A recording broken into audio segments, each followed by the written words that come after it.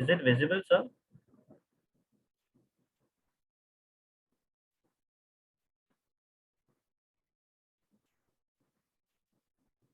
Okay. Yes, sir. So you can begin.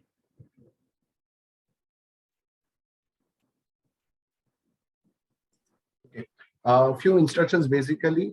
कुछ questions है जो आपको करके जाना चाहिए, इज एक्सपेक्टेड कि एग्जाम में आते हैं, नीड नॉट नेसेसरी 2022 के पेपर में दिखे। समवॉट सिमिलर चीजें हैं जो आपको हमेशा करके जाने, क्योंकि आई कैन से 80% तक कवर होता है। ठीक है। यस्टरडे मुझे एक मैसेज आता है, मतलब मुझे ग्रुप पे ही आया था S4 के, खास स्टूडेंट ने भेजा था, we all know sir chemistry का भी मिलेगा क्या। आई वाज पूरे साल में एक ही डाउट आया। ठीक है, चलो आया तो सही। सर मैंने रिटर्न में पूछ भी लिया आपको चाहिए क्या, ही सेड यस चाहिए, तो स्पेशली विराज आपके लिए। ठीक है, आप सभी को पीपीटी मिल जाएगा फाइनली, डोंट वरी। मैं कुछ बेसिक चीजें बोल देने वाला। नंबर 1, हम जब भी कोई क्वेश्चंस को अटेम्प्ट करते हैं, कोई भी चैप्टर का हो, 16 चैप्टर्स प्रिपेयर्ड हुए हैं, अच्छी बात है। 16 नहीं भी हुए, try to cover at least 12 to 14 chapters if possible, वो ज्यादा फेवर में काम करेगा। ठीक है, बोर्ड एग्जाम का पैटर्न फिक्स होता है, बट क्वेश्चन में थोड़ा सा वेरिएशन एक्सपेक्टेड होता है एवरी ईयर। ठीक है, इट इज नॉट नेसेसरी कि आपको अल्डियर कीटोन्स 5 to 7 मार्क्स का वेटेज बता रहा है तो हमेशा उतना ही आएगा, समटाइम्स दे चेंज। तो मेंटली प्रिपेयर्ड रहना है। ऐसा कोई सरप्राइज हमें मिल गया एग्जाम में और कोई इजी टॉपिक बोनस क्वेश्चंस के साथ आया तो फायदा ही फायदा है। दैट्स व्हाई बोलता हूं प्रिपरेशन करके जाना जरूरी है। वेटेज वाइज प्रिपरेशन करो तो मोर और लेस आप काफी हद तक सही जा सकते हो, बट बोर्ड्स हर साल कोई ना कोई सरप्राइज देता है। ठीक है, रही बात नेक्स्ट टॉपिक्स जो आएंगे 1 से लेकर 16 तक, स्लाइड में हर एक पार्ट पे क्वेश्चन रखा गया है या हर पार्ट को इंक्लूड हाईलाइट किया जाएगा, which is necessary to cover at least in your exams. कोई भी जगह अगर किसी भी साइंटिस्ट का नाम आता है, मेक श्योर आप वो सारे रिएक्शंस, सारे कंसेप्ट, सारे न्यूमेरिकल, सारे डेरिवेशन करके ही जाए, कंपल्सरी। फिर वो सॉलिड स्टेट में ब्रेविस लैटिस भी हो सकता है, ब्रेविस लैटिस को लेके क्वेश्चंस भी आ सकता है। ड्रॉ नहीं करना है, क्वेश्चन पूछा जा सकता है। Starting from that chapter till the last, जहां जहां पे साइंटिस्ट का नाम जुड़ा, करना ही करना, कंपल्सरी। कोई प्रिंसिपल, कोई रूल, कोई डेफिनेशन, कोई एग्जाम्पल, कोई रिएक्शन, कोई प्रोसेस साइंटिस्ट के साथ जुड़ता है, अपने आप इंपॉर्टेंट बन जाता है। आई थिंक आपका बैच शायद लास्ट बैच हो जो थोड़ा सा एडिटेड पोर्शन में चल रहा है, लकीएस्ट। 1 by 1 चेक करते जा रहे हैं। स्लाइड चेंज करना पड़ेगा सर।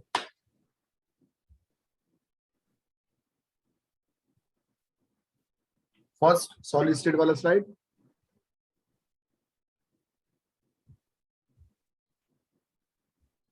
सर शेयर करूं ऊपर से, यदि नहीं था। ओके, चेंज नहीं हुआ क्या? एक मिनट, हमारा मैं ओपन कर लूं जस्ट। हाँ यस यस सही है। हाँ, number 1, different types of unit cell को लेके क्वेश्चन है। Basically you are suppose to answer simple unit cell, that is primitive ones, along with the 3 given in our textbook. अरे SCC BCC नहीं वेदांत, CC मतलब cubic system होता है। Normally अपने syllabus में बेस सेंटर्ड के साथ फेस सेंटर्ड, बॉडी सेंटर्ड, ये टर्म्स है, राइट। ये 4 बेसिक टाइप्स है सिलेबस में, 1 प्रिमिटिव और 3 सेंटर्ड। 2 मार्क्स क्वेश्चन हो सकता है, कोई डायग्राम ड्रॉ करने की जरूरत नहीं, मेंशन जरूर करो। डेरिवेशनशिप पूछा जा सकता है regarding relationship of molar mass, density, unit length, हमने ऑलरेडी डिसाइड किया है। टेट्राहेड्रल वर्ड और ऑक्टाहेड्रल वर्ड को लेके 2 टाइप के questions, either they can ask distinguish, या तो फिर वो कैसे बनते हैं उनके बारे में दिखा। जब भी आंसर आएगा तब यू नीड टू शो कि डायग्राम के साथ रिप्रेजेंट हो वर्ड्स, कोई और 3D डायग्राम ड्रॉ नहीं करना है। टेट्राहेड्रल वर्ड के लिए 3 स्फीयर के ऊपर 4th स्फीयर डॉटेड लाइन से शो करो, जो बुक में दिया अच्छे से, आपके नोटबुक में ड्रॉ भी करवाया था होमवर्क में। अदर देन दैट डेरिवेशन पूछा जा सकता है BCC और FCC को लेके। FCC फिलहाल सिलेबस से निकाल दिया है, पर उसका फॉर्मूला यूज करेंगे। अरे ध्यान से सुनो, आई थिंक मैं बोला ठीक से, right?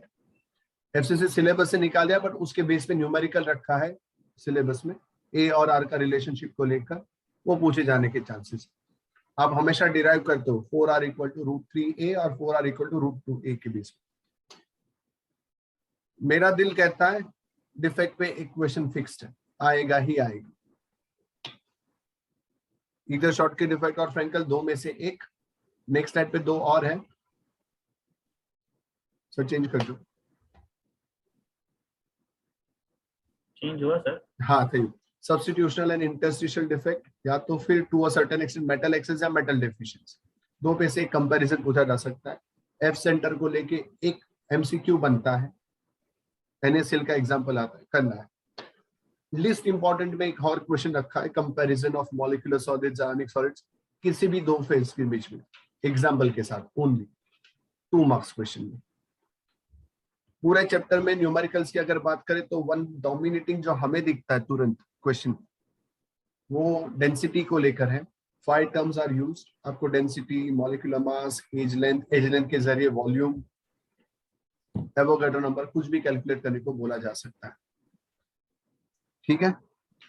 Other than this, number of unit cells x gram के सैंपल में कितना है, नंबर ऑफ वर्ड्स कितने बन रहे हैं, फॉर्मूला क्या बनेगा, वो बेसिस पे क्वेश्चन है। इंपॉर्टेंटली बात ध्यान से सुनना जरूरी है, न्यूमेरिकल सॉल्व करो, यूनिट जरूर लिखो, प्रॉपर कन्वर्जन जरूर दिखाओ, फॉर्मूला को बॉक्स में डालो, दैट्स ऑलवेज वेलकम। जो भी कैलकुलेशन है लॉग से करना है और उधर ही करना है, लॉग कैलकुलेशन जरूर दिखाओ। कैलकुलेशन का मार्क तभी मिलेगा जब फाइनल आंसर सही होगा विथ यूनिट्स। यूनिट्स नहीं लिखने पर मार्क्स काट लिए जाएंगे। क्या बात क्लियर है? Yes. Next, solutions. I think sir चक्र। In solution chapter, it's already been given that it starts from Henry's law. You all know whenever we did solution chapter, whether it is S1 batch or S4 batch, we first discussed moles, mole fraction, molarity, molality. If you open the state board textbook, this all definitions now it is not there in the state board textbook. So since all these things are not there, so in previous board questions, you might get some questions of define molality, define mole fraction, temperature independent quantity and all. So since it is not given in the state board book, will not write as an important question. So it starts from the Henry's law. आपको इसमें total है ना 4 laws है या 4 concepts है। एक Henry's law है, एक रॉल्स लॉ है, एक आपका एलिवेशन ऑफ बॉइलिंग पॉइंट है, डिप्रेशन ऑफ फ्रीजिंग पॉइंट है, एंड लास्टली वो ऑस्मोसिस है। यू ऑल नो, इसे मैंने एक क्वेश्चन नहीं रखा है, जो मैंने ये सोच के नहीं रखा है कि आपको वो पता है, लाइक डिफाइन कॉलिगेटिव प्रॉपर्टी। कौन से कॉलिगेटिव प्रॉपर्टी है? Lowering of vapour pressure, elevation of boiling point, depression of freezing point and osmotic pressure. ये 4 हमारे कॉलिगेटिव प्रॉपर्टी है। वो चारों के ऊपर मैंने क्वेश्चंस रखे। Relation between lowering of vapour pressure and mole fraction, that is Raoult's law. Define boiling point, derive the relation between them, molality and the elevation of boiling point. Define freezing point, relation between depression of freezing point and molality. Define osmosis, osmotic pressure, isotonic, hypertonic, hypotonic. ये सब solutions का definition आता है। And lastly आपको पता है van't Hoff ideal solution, pi is equal to CRT। सबको याद है pi is equal to CRT, वो कैसे आया वो लोग पूछते हैं। और मैंने एंड में लिखा है इसका न्यूमेरिकल एग्जाम्पल। ये चैप्टर की ना खासियत है, अगर डेरिवेशन नहीं आया तो न्यूमेरिकल आएगा, numerical with one definition. Okay, went of अभी नहीं है, यस ताशवी वेंट ऑफ नहीं है आई नो, पर वो जो pi is equal to CRT है वो है ना कभी कभी यूज हो जाता है, इसलिए मैंने रखा है। Okay, pi is equal to CRT कहाँ पे यूज होता है? कभी कुछ MCQs में यूज हो जाता है। Okay, pi is equal to CRT, इसलिए मैंने वो रखा है वहां पे। ओके, इसलिए ऐसे ही रख दिया है कि at least you should refer the formula. Okay, so बस इतना ही है ये चैप्टर में। But what I said, derivation नहीं पूछा तो न्यूमेरिकल बहुत ज्यादा चांसेस है। ये चैप्टर में से सबसे ज्यादा चांसेस न्यूमेरिकल पूछने के लिए। तो न्यूमेरिकल में क्या करना है हमें? न्यूमेरिकल में हमें सब सॉल्ड एग्जाम्पल्स करने हैं, जितने भी सॉल्ड एग्जाम्पल्स हमने किए सब सॉल्ड एग्जाम्पल्स में सब आ जाएगा। रॉल्स लॉ का आ जाएगा, एलिवेशन ऑफ बॉइलिंग पॉइंट का आ जाएगा, डिप्रेशन ऑफ फ्रीजिंग पॉइंट का आ जाएगा, ऑस्मोसिस का आ जाएगा। मुझे पता है जब हम सम्स कर रहे थे तब हमने MCQ पॉइंट ऑफ व्यू से इसके सम्स किए थे, और एक दो बोर्ड पॉइंट ऑफ व्यू के सम्स किए थे। पर अगर आप सॉल्ड एग्जाम्पल देखोगे, मैंने बोला था जैसे हम एमसीक्यू करते हैं, फॉर्मूला बेस्ड एमसीक्यूज है, यहाँ पे भी फॉर्मूला बेस्ड बोर्ड एग्जाम के सम्स है। बस इसमें इतना ही है कि जहाँ लॉग यूज करना है वहां पे आपको लॉग अप्लाई करके कैलकुलेट करना है। Okay, and one more part, मैंने थर्ड क्वेश्चन भी बनाया, explain positive and negative deviation of Raoult's law. इतना इंपॉर्टेंट क्वेश्चन नहीं है बोर्ड एग्जाम के लिए, very rarely they have asked in board exam. Okay, so उसकी percentage of asking is very less. और बाकी जो मैंने चार चीजें बताई, that is Raoult's law, boiling point elevation, depression of freezing point, osmosis osmotic pressure के सबसे ज्यादा चांसेस है पूछने के लिए। ओके, यहाँ पे पॉजिटिव नेगेटिव को एक्सप्लेन करना मतलब नीवी आपको ना डिस्टिंग्विश बिटवीन फॉर्म में करना है। अंडरस्टूड? जो हम लोग ने बताया वो डिस्टिंग्विश फॉर्म में ही लिखा है कि किसका पॉजिटिव आता है, किसका नेगेटिव आता है, किसमें मोर हो जाता है वेपर प्रेशर, किसमें लेस हो जाता है vapour pressure, interaction solute solvent का क्या होता है। ओके, ग्राफिकल रिप्रेजेंटेशन वैसे नहीं पूछेंगे Charmi, so no need to make a graph in the board exam. Okay, so this is all about solution chapter. यहाँ पे solution chapter is finished। और ये चैप्टर का ना एक चीज करना, फर्स्ट पेज जाके पढ़ना। फर्स्ट पेज में ना एक टेबल दिया है जो सॉलिड इन लिक्विड है, लिक्विड इन लिक्विड है, लिक्विड इन गैस है, जो आपने ऑलरेडी सरफेस केमिस्ट्री में पढ़ा था, पर वहां पे थोड़े डिफरेंट एग्जाम्पल्स थे। यहाँ पे सब सोल्यूशंस वाले एग्जाम्पल्स है। एक बार गो थ्रू करना, it is possibility that it can be asked in MCQ of board exam। लिखा नहीं है यहाँ पे, पर बोर्ड एग्जाम के एमसीक्यू में आने के चांसेस है। बस वो एक टेबल जाके कर लेना। Okay, so that's it from the solution side. Going for the next one, ionic equilibrium. Ionic equilibrium में सबसे इंपॉर्टेंट डेरिवेशन आयोनिक इक्विलिब्रियम का Ostwald dilution law for weak acid and weak base. आ गया तो direct pocket में marks है, जैसे दिया है टेक्स्ट बुक में वैसे लिखोगे, you will get complete 3 out of 3 और 2 आउट ऑफ 2। दूसरा इनका इंपॉर्टेंट है जो कभी 1 मार्क के लिए कभी कभी आता है, डिफाइन पीएच। कभी कभी 2 मार्क के लिए आता है, prove pH plus pOH is equal to 14। तो आपको जो मैंने प्रूव करके बताया है, कुछ 4-5 लाइंस का प्रूफ है, वो लिखने के लिए आपको 2 मार्क्स मिल जाते हैं। डिफाइन कॉमन आयन इफेक्ट, ये बहुत बार आया एग्जाम्स में, कॉमन आयन इफेक्ट और उसके एग्जाम्पल्स बताओ। डिफाइन बफर सोल्यूशन और उसके एप्लीकेशन। यहाँ पे ना हैंडरसन हेजलबाल्क इक्वेशन का कोई डेरिवेशन स्टेट बोर्ड में नहीं है, उन्होंने डायरेक्टली इक्वेशन दे दिया है, वो इक्वेशन के ऊपर सिर्फ सम्स आते हैं। तो मैंने लिखा है यहाँ पे सॉल्ड एग्जाम्पल सम्स। पर अगर बफर में पढ़ना है तो एप्लीकेशन पढ़ना चाहिए, उसके ऊपर क्वेश्चंस बहुत बार आया है, और बफर सोल्यूशन का डेफिनेशन पढ़ना चाहिए। बहुत सारे स्टूडेंट्स ने मुझे क्वेश्चन पूछा था कि प्रॉपर्टीज ऑफ बफर आना पढ़ना चाहिए या नहीं पढ़ना चाहिए। Properties of buffer board exam के लिए डिलीटेड है, तो वो अभी नहीं पढ़ना चाहिए। ओके, सेकेंड इंपॉर्टेंट डेफिनेशन है सॉल्युबिलिटी एंड सॉल्युबिलिटी प्रोडक्ट। और आप सबको याद है कंडीशन ऑफ प्रेसिपिटेशन, जहाँ पे KSP शुड बी, जहाँ पे ionic product should be more than the solubility product, तो उसके वजह से वो प्रेसिपिटेट होता है। वो 3 कंडीशंस जो है वहां पे वो फिर से एक बार जाके पढ़ना, सॉल्युबिलिटी का यूनिट्स, सॉल्युबिलिटी प्रोडक्ट का यूनिट्स। फिर सॉल्युबिलिटी प्रोडक्ट में हमने पढ़ा था 1:1 इलेक्ट्रोलाइट के लिए क्या फॉर्मूला है, 1:2 के लिए क्या है, 1:3 के लिए क्या है, 1:4 के लिए क्या है। पर 4 नहीं है, वो 2:3 है, 2:3 है। ओके, सो 1:1 के लिए यू रिमेंबर s² है, 1:2 के लिए आपको पता है 4s³ है, 1:3 के लिए you know it is 27s⁴ है।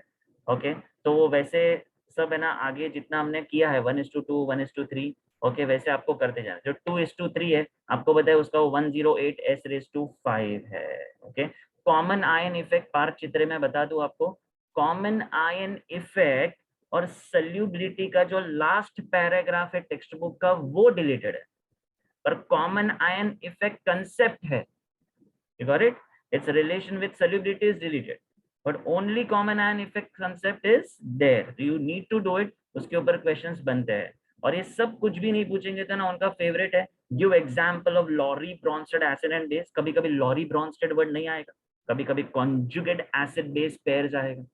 ओके, तो आपको पता है वो कैसे लिखना है, 1 या 2 एग्जांपल्स उसके करके जाओ। कभी कभी वेरी रेयर वो लोग लिविस एसिड लिविस बेस के बारे में पूछते हैं, उसका क्वेश्चन पूछना बहुत लेस अमाउंट है, उसका लेस परसेंटेज है। Even H2SO4 added in the preparation of copper sulphate, ये हाइड्रोलिसिस का जो पार्ट है टेक्स्ट बुक में, हाइड्रोलिसिस ऑफ पार्ट, उसमें copper sulphate, sulphate is coming from the strong acid, copper is coming from the weak base. You check hydrolysis में strong acid weak base का paragraph, उसके last paragraph में ये answer है कि why H2SO4 is added in the preparation of copper sulfate and the reason is to remove turbidity. Okay तो वो clear solution आ जाता है। वो क्या है वो एक बार रीड कर लेना, कभी कभी एमसीक्यूज में पूछते हैं या कभी 1 मार्क के लिए भी पूछते हैं। सो that's it from ionic equilibrium chapter. इतना ही करना है आयोनिक में। Okay next chemical thermodynamics. Chemical thermodynamics में जब हमने किया था तब भी मैंने बोला था 8 ही क्वेश्चन है, और वो 8 क्वेश्चन में सबसे फर्स्ट 4 का क्वेश्चन कौन से है? Statement of first law of thermodynamics, maximum work done. देखो मैंने मैक्सिमम वर्क डन ही लिखा है, मैंने वो नॉर्मल वर्क डन जो इरिवर्सिबल प्रोसेस है वो नहीं लिखा। व्हाई? बिकॉज चांसेस सबसे ज्यादा मैक्सिमम वर्क डन के, वो नॉर्मल वर्क डन वाला कभी कभी आता है, वरना कभी यूजुअली उसकी percentage of asking is very less. पर करना चाहिए, वो बहुत इजी है। आपको पता है W is equal to minus P delta V, अभी भी मैं किसी को पूछूंगा तो आप इजीली उसको सॉल्व कर पाओगे।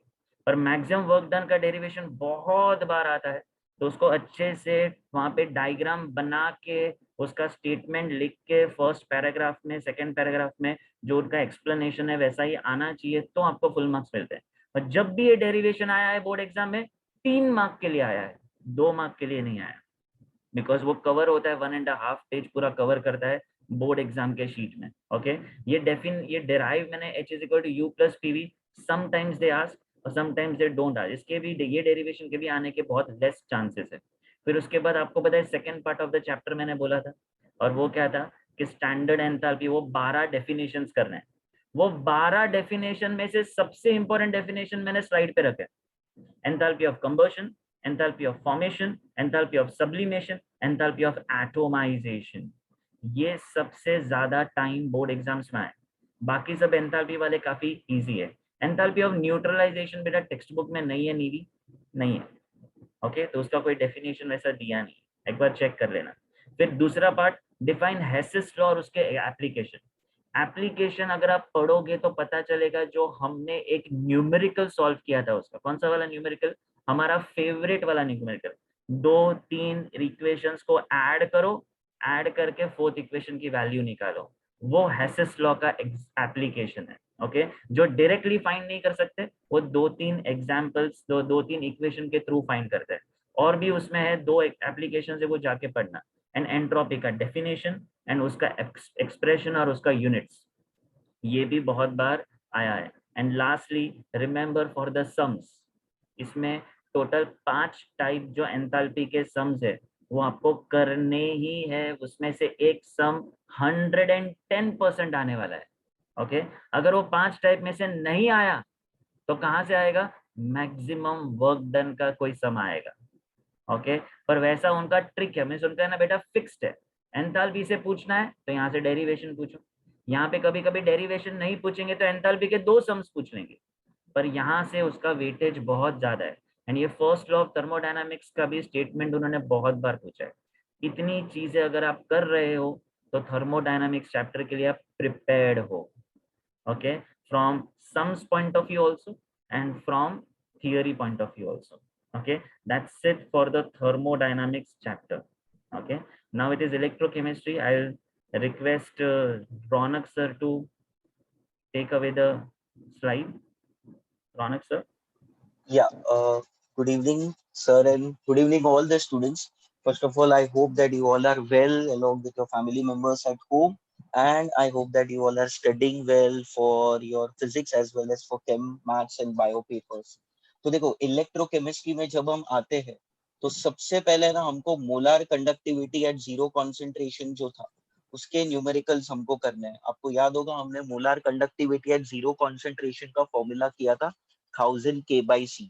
So either they can ask you this in a 1 mark, or a 2 mark numerical, या तो फिर डायरेक्टली वो लोग फॉर्मूला भी आपको पूछ सकते हैं। तो जब आप molar conductivity is equal to 1000 K/C लिखते हो तो उसमें मैंने K का आपको पढ़ने के लिए नहीं बोला है, because I am assuming that कि अगर आप molar conductivity at zero concentration हम पढ़ रहे हैं तो हमको K क्या होता है वो भी पता होना चाहिए। बिकॉज हमने जब नॉर्मल लेक्चर्स लिए थे तभी हमने ये डिस्कस भी किया था कि स्मॉल के जो होता है जिसको कापा भी बोलते हैं, दैट इज इलेक्ट्रिकल कंडक्टिविटी, और जो कैपिटल के है जो आगे जाके हमको गिव्स एनर्जी और ई नॉट के इक्वेशन से हमको कोरिलेशन हम फाइंड आउट करते हैं, that is your equilibrium constant. So please do not get confused between small k and capital K. Okay, तो अगर आप मोलार कंडक्टिविटी पढ़ते हो तो वी आर अज्यूमिंग दैट कि आपको इलेक्ट्रिकल कंडक्टिविटी क्या होता है वो आपको पता होना चाहिए, इलेक्ट्रिकल कंडक्टिविटी के यूनिट्स भी हमको आना चाहिए। मोलार कंडक्टिविटी का है ना 2-3 बार वो लोग ने बोर्ड्स के एमसीक्यूज में वो लोग ने है ना यूनिट पूछा था, तो यूनिट आपको molar conductivity at zero concentration का आना चाहिए। Then comes Kohlrausch's law. Kohlrausch's law का या तो वो लोग आपको 1 मार्क के लिए लॉ पूछ सकते हैं, तो जो हमने स्टेटमेंट लिखा था टेक्स्ट बुक से वो वर्ड टू वर्ड हमको लिखना है कि वो किसके लिए यूज होता है, क्या होता है वो कोरलॉफ्स लॉ। या तो फिर जो हमने न्यूमेरिकल्स किए थे, चाहे वो सॉल्व एग्जांपल्स हो या बुक बैक के क्वेश्चंस हो या फिर क्रैश कोर्स में जब हमने किया था तब हमने पास पेपर के क्वेश्चन सॉल्व किए थे, वो आपको उसका करना है। तो जब आप फाइंड आउट करोगे नीवी तो आपको उसका ऑटोमेटिकली आपको एप्लीकेशंस पता चल जाएंगे। It is used to find molar conductivity of weak electrolytes. वहां पे पता है हमने एक डायग्राम भी किया था कि how does the molar conductivity of strong electrolytes and weak electrolytes changes along with concentration. तो वीक इलेक्ट्रोलाइट्स के लिए हमने न्यूमेरिकल्स किए थे कोरलॉफ्स लॉ का। Okay, then comes two very important laws, that is Faraday's first law of electrolysis and second law of electrolysis. तो वो या तो वो लोग स्टेटमेंट पूछ सकते हैं 1-1 मार्क के लिए, या तो फिर वो लोग न्यूमेरिकल्स पूछते हैं जो बहुत बार आया है। जैसे आपको याद होगा हमने न्यूमेरिकल्स किए थे कि मान लो ऐसा बोला है मास ऑफ कॉपर फाइंड करना है, तो मास ऑफ कॉपर के लिए we were using the formula that is Q upon 96,500 into mole ratio into molar mass. तो मोलार मास वो लोग दे देंगे, बट अगर मान लो वो लोग ने ऐसा बोला है कि कॉपर सल्फेट में से हम कॉपर डिपॉजिट कर रहे हैं, तो they are not going to give us the mole ratio, we have to find the molar ratio. तो वो मोलार रेशियो कैसे फाइंड आउट करते हैं वो आपको उनको दिखाना है, and you will directly put it in the formula to get the mass of the product. Now इसमें परम्यूटेशंस और कॉम्बिनेशंस आ सकते हैं। मान लो कभी वो लोग ने mass of organic mass of compound दिया है, आपको करंट पूछा रहेगा या क्वांटिटी ऑफ इलेक्ट्रिसिटी पूछा रहेगा, या फिर वो लोग आपको ये भी पूछ सकते हैं how many number of moles of electrons are used in the system. Okay, but the basic formula remains the same, तो वो आपको एकदम अच्छे से करना है। देन डिग्री ऑफ डिसएसोसिएशन जो है, it is given in our textbooks but very rarely they have asked questions from this part of the chapter। आपको सिर्फ पूरा चैप्टर होने के बाद आपको एक बार वो अच्छे से गो थ्रू करके जाना। The next very important thing is cell representation। तो आपको cell representation आएगा ना students, तो it will help us in our numericals also, because this part is correlated with finding the standard cell potential। वो लोग आपको डायरेक्ट एक cell representation दे देंगे और वो दो इलेक्ट्रोड्स का पोटेंशियल दे देंगे और बोलेंगे कि स्टैंडर्ड ईएमएफ फाइंड आउट करो। दे में ask you for 2 marks 3 marks. अगर रिएक्शंस लिखने बोल रहे हैं और पोटेंशियल फाइंड करने बोला है तो then they can ask you for 3 marks also. तो आपको सेल रिप्रेजेंटेशन के रूल्स आने चाहिए कि कैथोड कहाँ पे लिखते हैं, एनोड कहाँ पे लिखते हैं, सिंगल वर्टिकल लाइन क्या होता है, डबल वर्टिकल लाइन क्या होता है, इनर्ट इलेक्ट्रोड्स का काम क्या होता है। Okay, because it is correlated with finding the standard cell potential. ऐसे डायरेक्टली वो लोग ने बोर्ड एग्जाम्स में कभी भी रूल्स नहीं पूछे, very rarely they have asked कि write down the rules for cell representation, but they are very much required when we do the numericals while finding the standard cell potentials। Okay, then comes salt bridge। salt bridge के ना वो लोग functions पूछते हैं, so they may ask you write down 2 functions of salt bridge।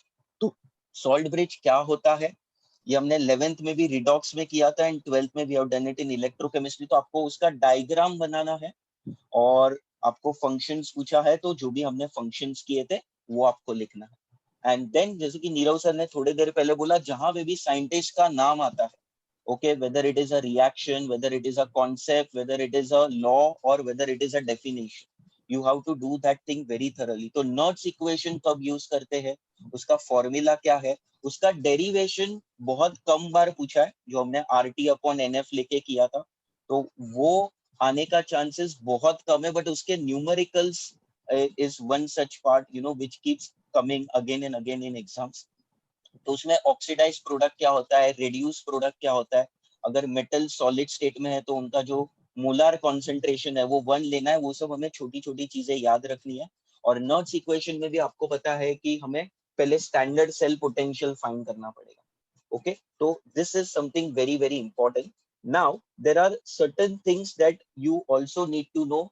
Okay, you need to know what is the relationship between Gibbs free energy and standard cell potential. जो हमने किया था derivation के delta G nought is equal to minus NF E nought, वो आपको आना चाहिए.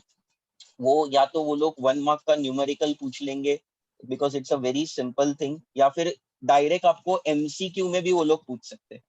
Okay, वो एमसीक्यू में भी वो लोग आपको पूछ सकते हैं कि डेल्टा जी नॉट का क्या फॉर्मूला रहेगा in terms of standard cell potential. Okay, then you have to do relationship between equilibrium constant and standard cell potential. तो इसका भी न्यूमेरिकल आता है. Okay, they will ask you to find the equilibrium constant. और आपको याद होगा students, जब हम इसके न्यूमेरिकल्स कर रहे थे तो the one thing where most of the students were having problem was while taking the log table, क्योंकि आपको पता है कि वो लोग E नॉट का वैल्यू देते हैं. ओके, और इक्विलिब्रियम कांस्टेंट का वैल्यू हमें फाइंड आउट करना होता है. तो वो एंटी लॉग लेते वक्त it takes lot of problems. So please practice numericals where log और एंटी लॉग का आपका अच्छे से प्रैक्टिस हो जाए, otherwise will get stuck up over here. Okay, और फिर बाद में गैल्वेनिक सेल के रिएक्शंस, जैसे आपके स्टैंडर्ड हाइड्रोजन इलेक्ट्रोड है, मर्क्यूरी इलेक्ट्रोड्स है, निकल कैडमियम इलेक्ट्रोड है, तो वो रिएक्शंस आपको पढ़ने हैं. कौन सा आएगा, there is no hard and fast rule कि यही आएगा, but you need to know the reactions of all of them. Okay, एक वो लोग give reason पूछते हैं कि why mercury cells are far more superior than Leclanche cell. Now Leclanche cell ना हमारे सिलेबस में नहीं है, but mercury cells हमारे सिलेबस में है. तो जो हमने किया था mercury cells का reasons कि why they are far more superior than the Leclanche cell, वो आपको आना चाहिए. Okay, and the last part of the chapter is electrochemical series, and उनके जो हमने 4 applications किए थे कि it is used to find the best oxidizing agent, best reducing agent, to find the cell potential, standard cell potential, and to predict the spontaneity of the reactions. Okay, maybe cell reactions आने का chances ज़्यादा है because this chapter is majorly about writing cathode anode net cell reactions and finding their cell potentials. The second part of the chapter is dedicated towards all these things. Okay, yes, देव गोयल, आपको वो लोग पूरा अगर standard hydrogen electrode नहीं पूछते तो they can ask you diagram only for 2 marks. बहुत rarely आया है, but since it is there in our syllabus we need to know कि उसमें वो जो भी हमने डायग्राम किया था कि प्लैटिनाइज प्लैटिनम प्लेट होता है, वहां पे पूरा जो हमने डायग्राम किया था कि प्योर और ड्राई हाइड्रोजन गैस कहाँ से बबल इन होता है, वो पूरा आपको लेबलिंग अच्छे से करना पड़ेगा. ठीक है, so this is regarding electrochemistry. If you have any doubts over here then please ask me, or else we can go on to the next chapter. Any doubts, students?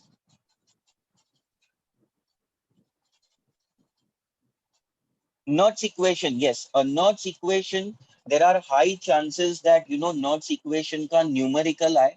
And please understand this, जहाँ पे cathode और anode के reactions में number of electron same नहीं होंगे, please see to it that you are taking the LCM of that, otherwise we'll go wrong, क्योंकि हमारे number of electrons भी रॉन्ग हो जाएंगे वहां पे, और प्रोडक्ट अपॉन रिएक्टेंट जो कॉन्सेंट्रेशन वो जो हम ले रहे हैं वो भी रॉन्ग हो जाएगा, because that comes for 3 to 4 marks, क्योंकि वहां पे लॉग और एंटी लॉग इन्वॉल्व हो जाएगा. साथ में वो लोग रिएक्शंस भी लिखने के लिए बोल सकते हैं. ओके, हाँ, how questions will be asked from electrochemical series. Electrochemical series का जैसे हमने ये किया था, मान लो वो लोग कोई भी 2 रैंडम एलिमेंट्स दे देंगे x और y, और उनका पोटेंशियल्स दे देंगे, and then they will ask you which one is the best oxidizing agent, which one is the best reducing agent, which one can oxidize the other one, या फिर directly बोल देंगे find the standard cell potential. तो उस तरह के questions आते हैं जो हमने लेक्चर्स में किए थे. Okay, let me see if there are any other doubts. Yes, no other doubts. Now let's move on to the next chapter, that is kinetics, one of the most simplest and scoring chapters. Okay, just derivation कैसे आप practice करेंगे. Derivations जो है, सबसे पहले आपको उसका concept पता होना चाहिए कि जैसे मान लो हम नॉट्स इक्वेशन डिराइव कर रहे हैं, तो कहाँ से उसको डिराइव किया था, वो RT अपॉन NF करके हमने लिखा था. बाद में आपको याद होगा हमने R का जो कांस्टेंट वैल्यू है वो डाल दिया था. We are assuming temperature as constant, we are assuming Faraday's I is 96,500 coulomb, वो सब आपको लिखना पड़ेगा जो हमने नोट्स में भी लिखा था, तो उस तरह से आपको लिखना पड़ेगा पूरा derivation. Okay, now let's move on to kinetics students. Kinetics में basically they ask 1122 mark के questions based on average rate and instantaneous rate. Okay, basic questions they can ask you, मान लो Haber's process है तो ammonia का average rate दे दिया है and they will ask you to find out the average rate of reaction in terms of say molar concentration of nitrogen and hydrogen. तो पहले तो आपको उसका बैलेंस केमिकल इक्वेशन लिखना है, फिर एवरेज रेट का फॉर्मूला लगाना है, और फिर अगर अमोनिया का वो लोग ने एवरेज रेट दे दिया तो उसको कोरिलेट करके नाइट्रोजन और हाइड्रोजन का हमको उसका एवरेज रेट निकालना है. फिर रेट लॉ का मैंने इंपॉर्टेंस दिया है. ओके, तो इससे हम अज्यूम करते हैं कि हमें रेट लॉ क्या है वो पता होना चाहिए. तो रेट लॉ क्या होता है वो आपको पता होना चाहिए, तो उसका इंपॉर्टेंस क्या है, जैसे कि वो rate of reaction find out करने में काम आएगा, तो वो आपको पता होना चाहिए. उसके बाद ऑर्डर और मॉलिक्यूलरिटी, उसका मैंने एक डिस्टिंग्विश दिया था स्टूडेंट्स. अगर आप गवर्नमेंट स्टेट टेक्स्ट बुक देखेंगे तो in the government state text book there are only 3 points that are given for distinguish between order and molecularity. पर अगर आप वो पीडीएफ देखोगे जो मैंने दिया था, ओके, उसमें वी हैड गिवन 5 पॉइंट्स. तो you can remember the first 3 points very thoroughly because they are from the textbook itself, and the other 2 points you can remember them in case if you forget the above points you can write down the last 2 points. But order and molecularity का distinguish is very very important.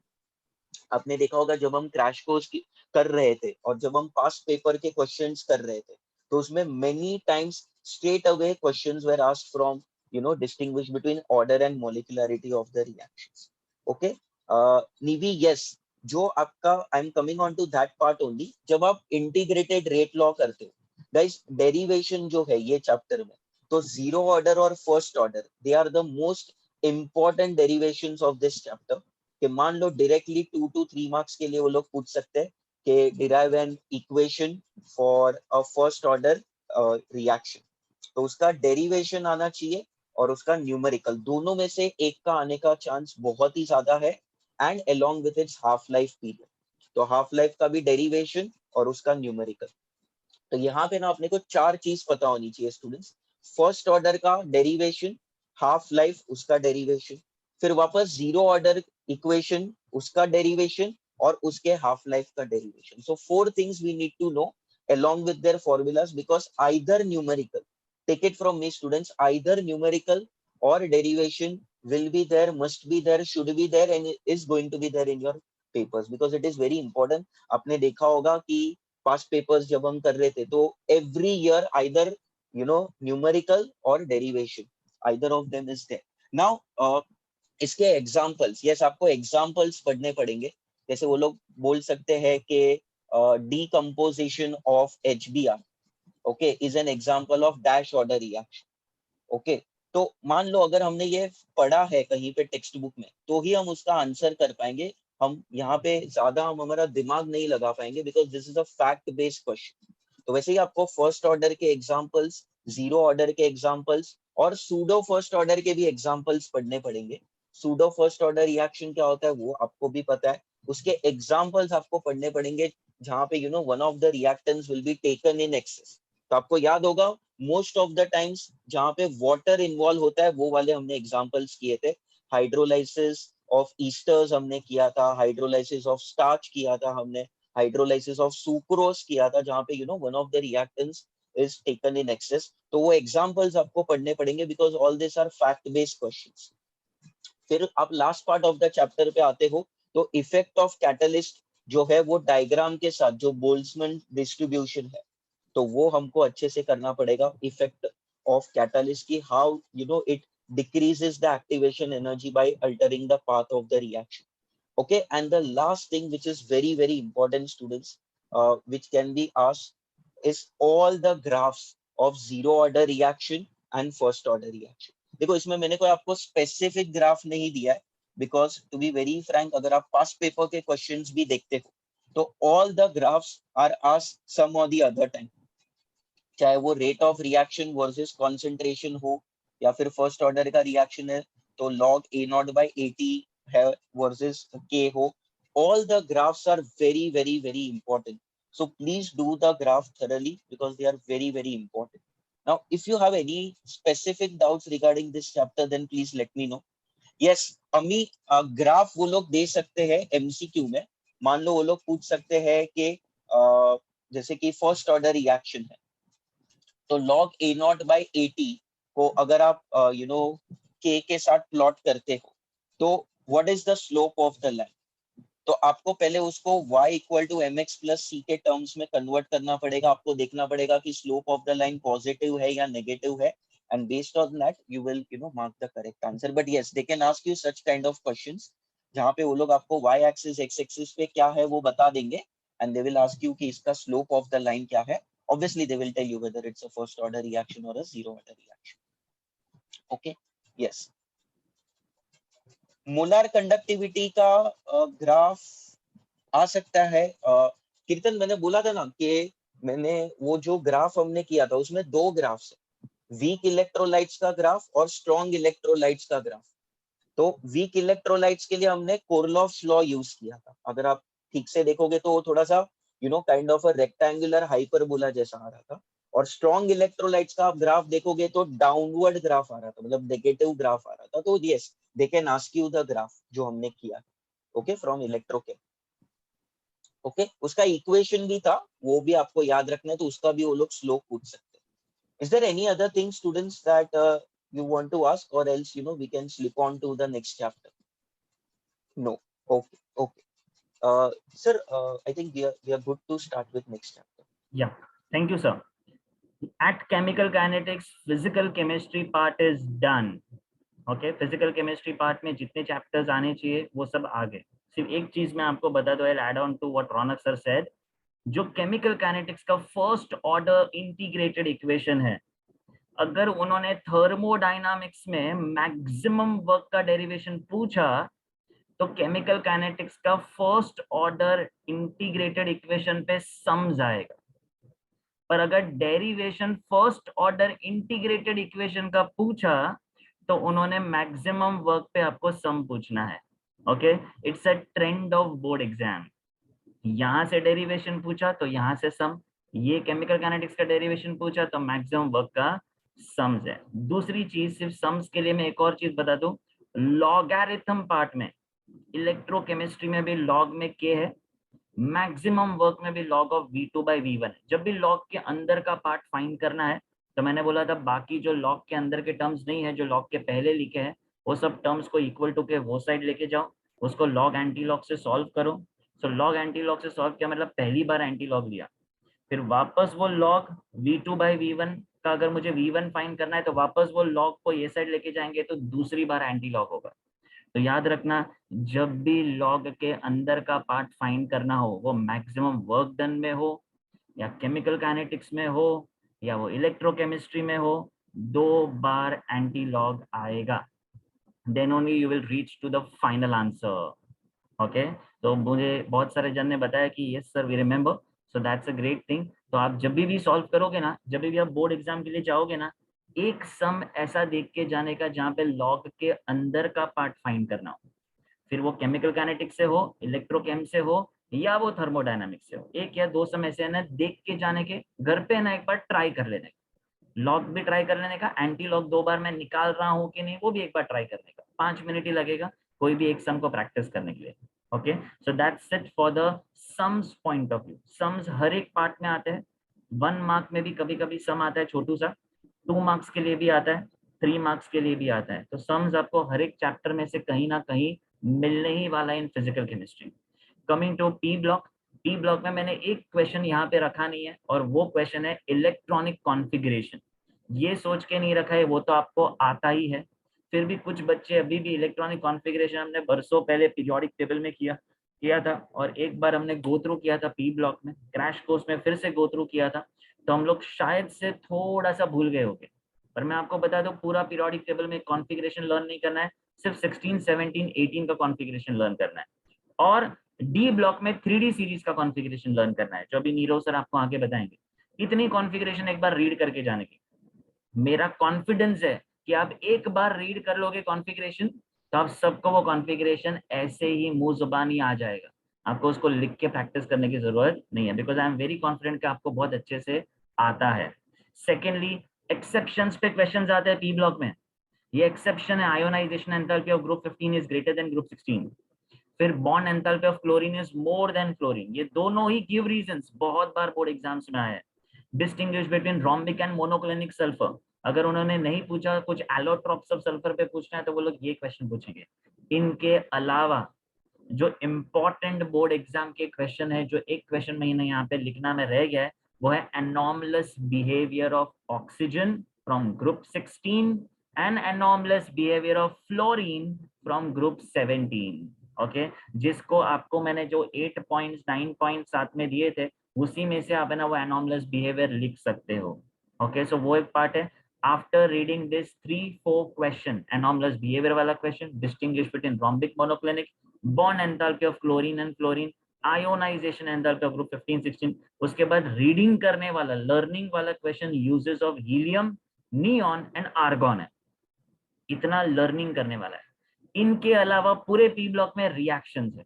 Okay, और मैं अच्छी तरीके से जानता हूँ वो S1 batch हो, S2 बैच हो या S4 बैच हो, हमने रिएक्शंस बहुत बार प्रैक्टिस किए हैं और मैंने पर्सनली क्लास में टेस्ट लिए हैं। बस एक बार घर पे बैठ के ट्राई करना। और मैंने यहाँ पे कुछ ऐसे रिएक्शन लिए हैं, कुछ ऐसे रिएक्शंस लिखे हैं जो बहुत ज्यादा इंपॉर्टेंट रिएक्शंस है। कौन से? Chlorine with dilute and concentrated NaOH, जो डिस्प्रपोर्शनेशन रिएक्शन देता है। ब्लीचिंग एक्शन ऑफ क्लोरीन, जो बहुत बार आया है। प्रिपरेशन ऑफ क्लोरीन भी वो लोग ने पूछा है, HCl और KMNO4 का। कॉन्टैक्ट प्रोसेस सल्फ्यूरिक एसिड का, उसके रिएक्शंस आपको बहुत बार पूछते हैं, उसका डायग्राम बोर्ड एग्जाम में नहीं है। फिर SO2 का preparation from zinc blende which is an ore of sulphur. फिर बाद में ये ओर ऑफ जिंक भी है वो। Okay, reaction of moist SO2 with KMNO4 and I2, जहाँ पे मॉइस्ट SO2 वहां पे उसको वो रिड्यूस्ड करता है, it shows it goes with the reducing action. Moist SO2 का मतलब होता है SO2 और वाटर दोनों हमें रिएक्टेंट में लिखना है विद KMNO4, एंड अगर I2 का लिख रहे हो तो I2 के साथ भी वाटर लिखना है। Preparation of ICl, uses of ICl में फेवरेट हमारा यूजेस है विजिस सोल्यूशन, जो वहाँ पे बोर्ड एग्जाम के बुक में बहुत अच्छे से दिया है। And hybridization and structure of ClF3 and BrF5, ये दो स्ट्रक्चर्स का हाइब्रिडाइजेशन और स्ट्रक्चर पूछते हैं। ये स्ट्रक्चर ड्रॉ करने के लिए भी आता है बोर्ड एग्जाम में, इसलिए मैंने यहाँ पे रखा है कि विदाउट फेल ये आपको करके जाना है। और ग्रुप 18 में इतना ही है, सिर्फ यूजेज है। अगर आपने रिएक्शंस अच्छे से किया है मेरे साथ, देन डेफिनेटली आपको थियरी पढ़ने में ज्यादा टाइम नहीं लगेगा। This chapter can be done in a very short amount of time. Clear with this everybody? Okay, चलो नेक्स्ट वन, ट्रांजिशन एलिमेंट्स के लिए I will call Nirav sir. So the next chapter is D and M block element or transition or inner transition elements. As already mentioned, we definitely should write configurations, practice होना जरूरी है। That is the very first point लिखा भी है। 3D series के सारे members का पता होना चाहिए। लेंथेनॉइड्स और एक्टिनॉइड्स में से लेंथेनॉइड्स इंपॉर्टेंट ज्यादा, यू शुड नो दैट। ठीक है, अनलेस इट इज मेंशन आप हमेशा एक्सपेक्टेड नहीं लिखोगे, हमेशा ऑब्जर्व कॉन्फ़िगरेशन ही मेन कंसीडर किया जाता है। अनलेस वो मेंशन करे कि एक्सपेक्टेड बताओ तो लिखना है, otherwise chromium still 3D 5-4s1 रहेगा, कॉपर स्टिल 3D 10-4s1। ठीक है, किसी भी हाल में कंफ्यूज मत होना, जो सही है जो रियलिटी है वही लिखना है। ठीक है, एक्सपेक्टेड वर्ड यूज किया तो ही, एक्सपेक्टेड वर्ड इंपॉर्टेंट है। General configuration of 3D 4D 5D 6D lanthanoids and actinoids आना जरूरी है, एमसीक्यूज के लिए फेवरेट क्वेश्चन रहा है। ठीक है, जनरल फॉर्म में हमेशा लिखा है, आर्गन या कोई भी नोबल गैस रहेगा उसके साथ d ऑर्बिटल और s ऑर्बिटल मेंशन किया for d series. 4f 5d 6s रहेगा लेंथेनॉइड्स के लिए, मेंशन करना जरूरी है। Second, position of d block and f block elements. Position जब भी पूछी जाती है, never write between s block and p block, mid part of periodic table, bottom part of periodic table, ये वर्ड कभी मत यूज करो। हाँ, between s and p block ये आपका वन ऑफ द पॉइंट बनेगा answer, not the only point. आपको group और पीरियड हमेशा बताना है। 3 to 12 ग्रुप रहेगा, 4 to 7 पीरियड रहेगा, ये जरूर बताओ। जब भी लेंथेनॉइड्स और एक्टिनॉइड्स की पोजीशन पूछी जाती है, ग्रुप और पीरियड जरूर मेंशन करो। और एक पॉइंट लास्ट में लिखो कि हमारे कन्वीनियंस के लिए हमने उन्हें बॉटम पार्ट में रखा है या सेपरेटली शो किया है, ठीक है। तो लेंथेनॉइड्स का पोजीशन ग्रुप 3 पीरियड 6 और एक्टिनॉइड्स ग्रुप 3 पीरियड 7। हमारे कन्वीनियंस के लिए हम उसे नीचे लिखते हैं। सिर्फ इतना मत लिखा bottom part of period table, don't expect full marks, marks 0 भी मिल सकता है ऐसे क्वेश्चन में, तो ढंग से लिखो। अगर कभी भी एलिमेंट आपको दिया जाता है 3D सीरीज का, तो 21 से 30 एटॉमिक नंबर दे ना दे आपको पता होना जरूरी है। बोर्ड एग्जाम का पैटर्न रहा है कि हमेशा एटॉमिक नंबर मेंशन करते हैं, still we should know 21 to 30 minimum, और उसी बेसिस पे स्पिन ओनली फॉर्मूला से मैग्नेटिक मोमेंट कैलकुलेट करना हो सकता है। Minimum number of unpaired electron 1 से लेकर मैक्सिमम 5 तक जाएगा। अकॉर्डिंगली आपके पास ऑलरेडी स्क्वायर रूट की वैल्यूज अवेलेबल है। मैग्नेटिक प्रॉपर्टीज में आपको पूछा जा सकता है डायमैग्नेटिक, पैरामैग्नेटिक और फेरोमैग्नेटिक को लेके। एक छोटा सा कंफ्यूजन है जो दूर करता हूँ, सॉलिड स्टेट में भी मैग्नेटिक प्रॉपर्टी होता था और डीएनएफ ब्लॉक में भी है। सॉलिड स्टेट से बोलते निकाल दिया पर डी-एफ से नहीं निकाला है, तो डोंट से डायमैग्नेटिक किधर से पूछ लिया। You should know the examples. सारे इलेक्ट्रॉन्स पैड वाला एक एग्जांपल लिखो डायमैग्नेटिक के लिए, ठीक है। कंपलसरी है 4 में डेसिमल के साथ 1.732 हमने लिखा है, 2.84, 3.87, 4.90, 5.9 आना ही चाहिए बीएम यूनिट्स के साथ। Factors responsible for curl of metal ions, हमने 4 फैक्टर्स लिखे थे इन जनरल और 5th फैक्टर अलग से ऐड करवा था, charge transfer transition with example. Unpaired electron का प्रेजेंस, डी ट्रांजिशन, ये प्राइम 2 फैक्टर्स है।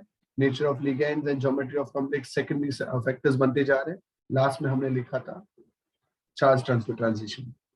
K-4 और K2 से हटो, के लिए एक भी रिएक्शन नहीं करना है, तो दूर दूर रहो उनसे।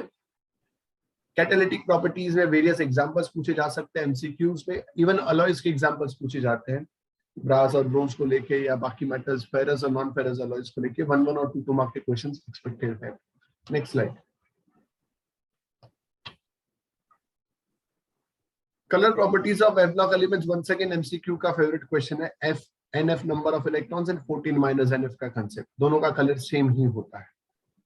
लेंथेनॉइड और एक्टिनॉइड कॉन्ट्रैक्शन के ऊपर 2 वेरियस क्वेश्चंस आ सकते हैं, either they can ask definition, कई बार ट्विस्ट करके पूछते, describe the various trends in atomic and ionic radii of lanthanoids.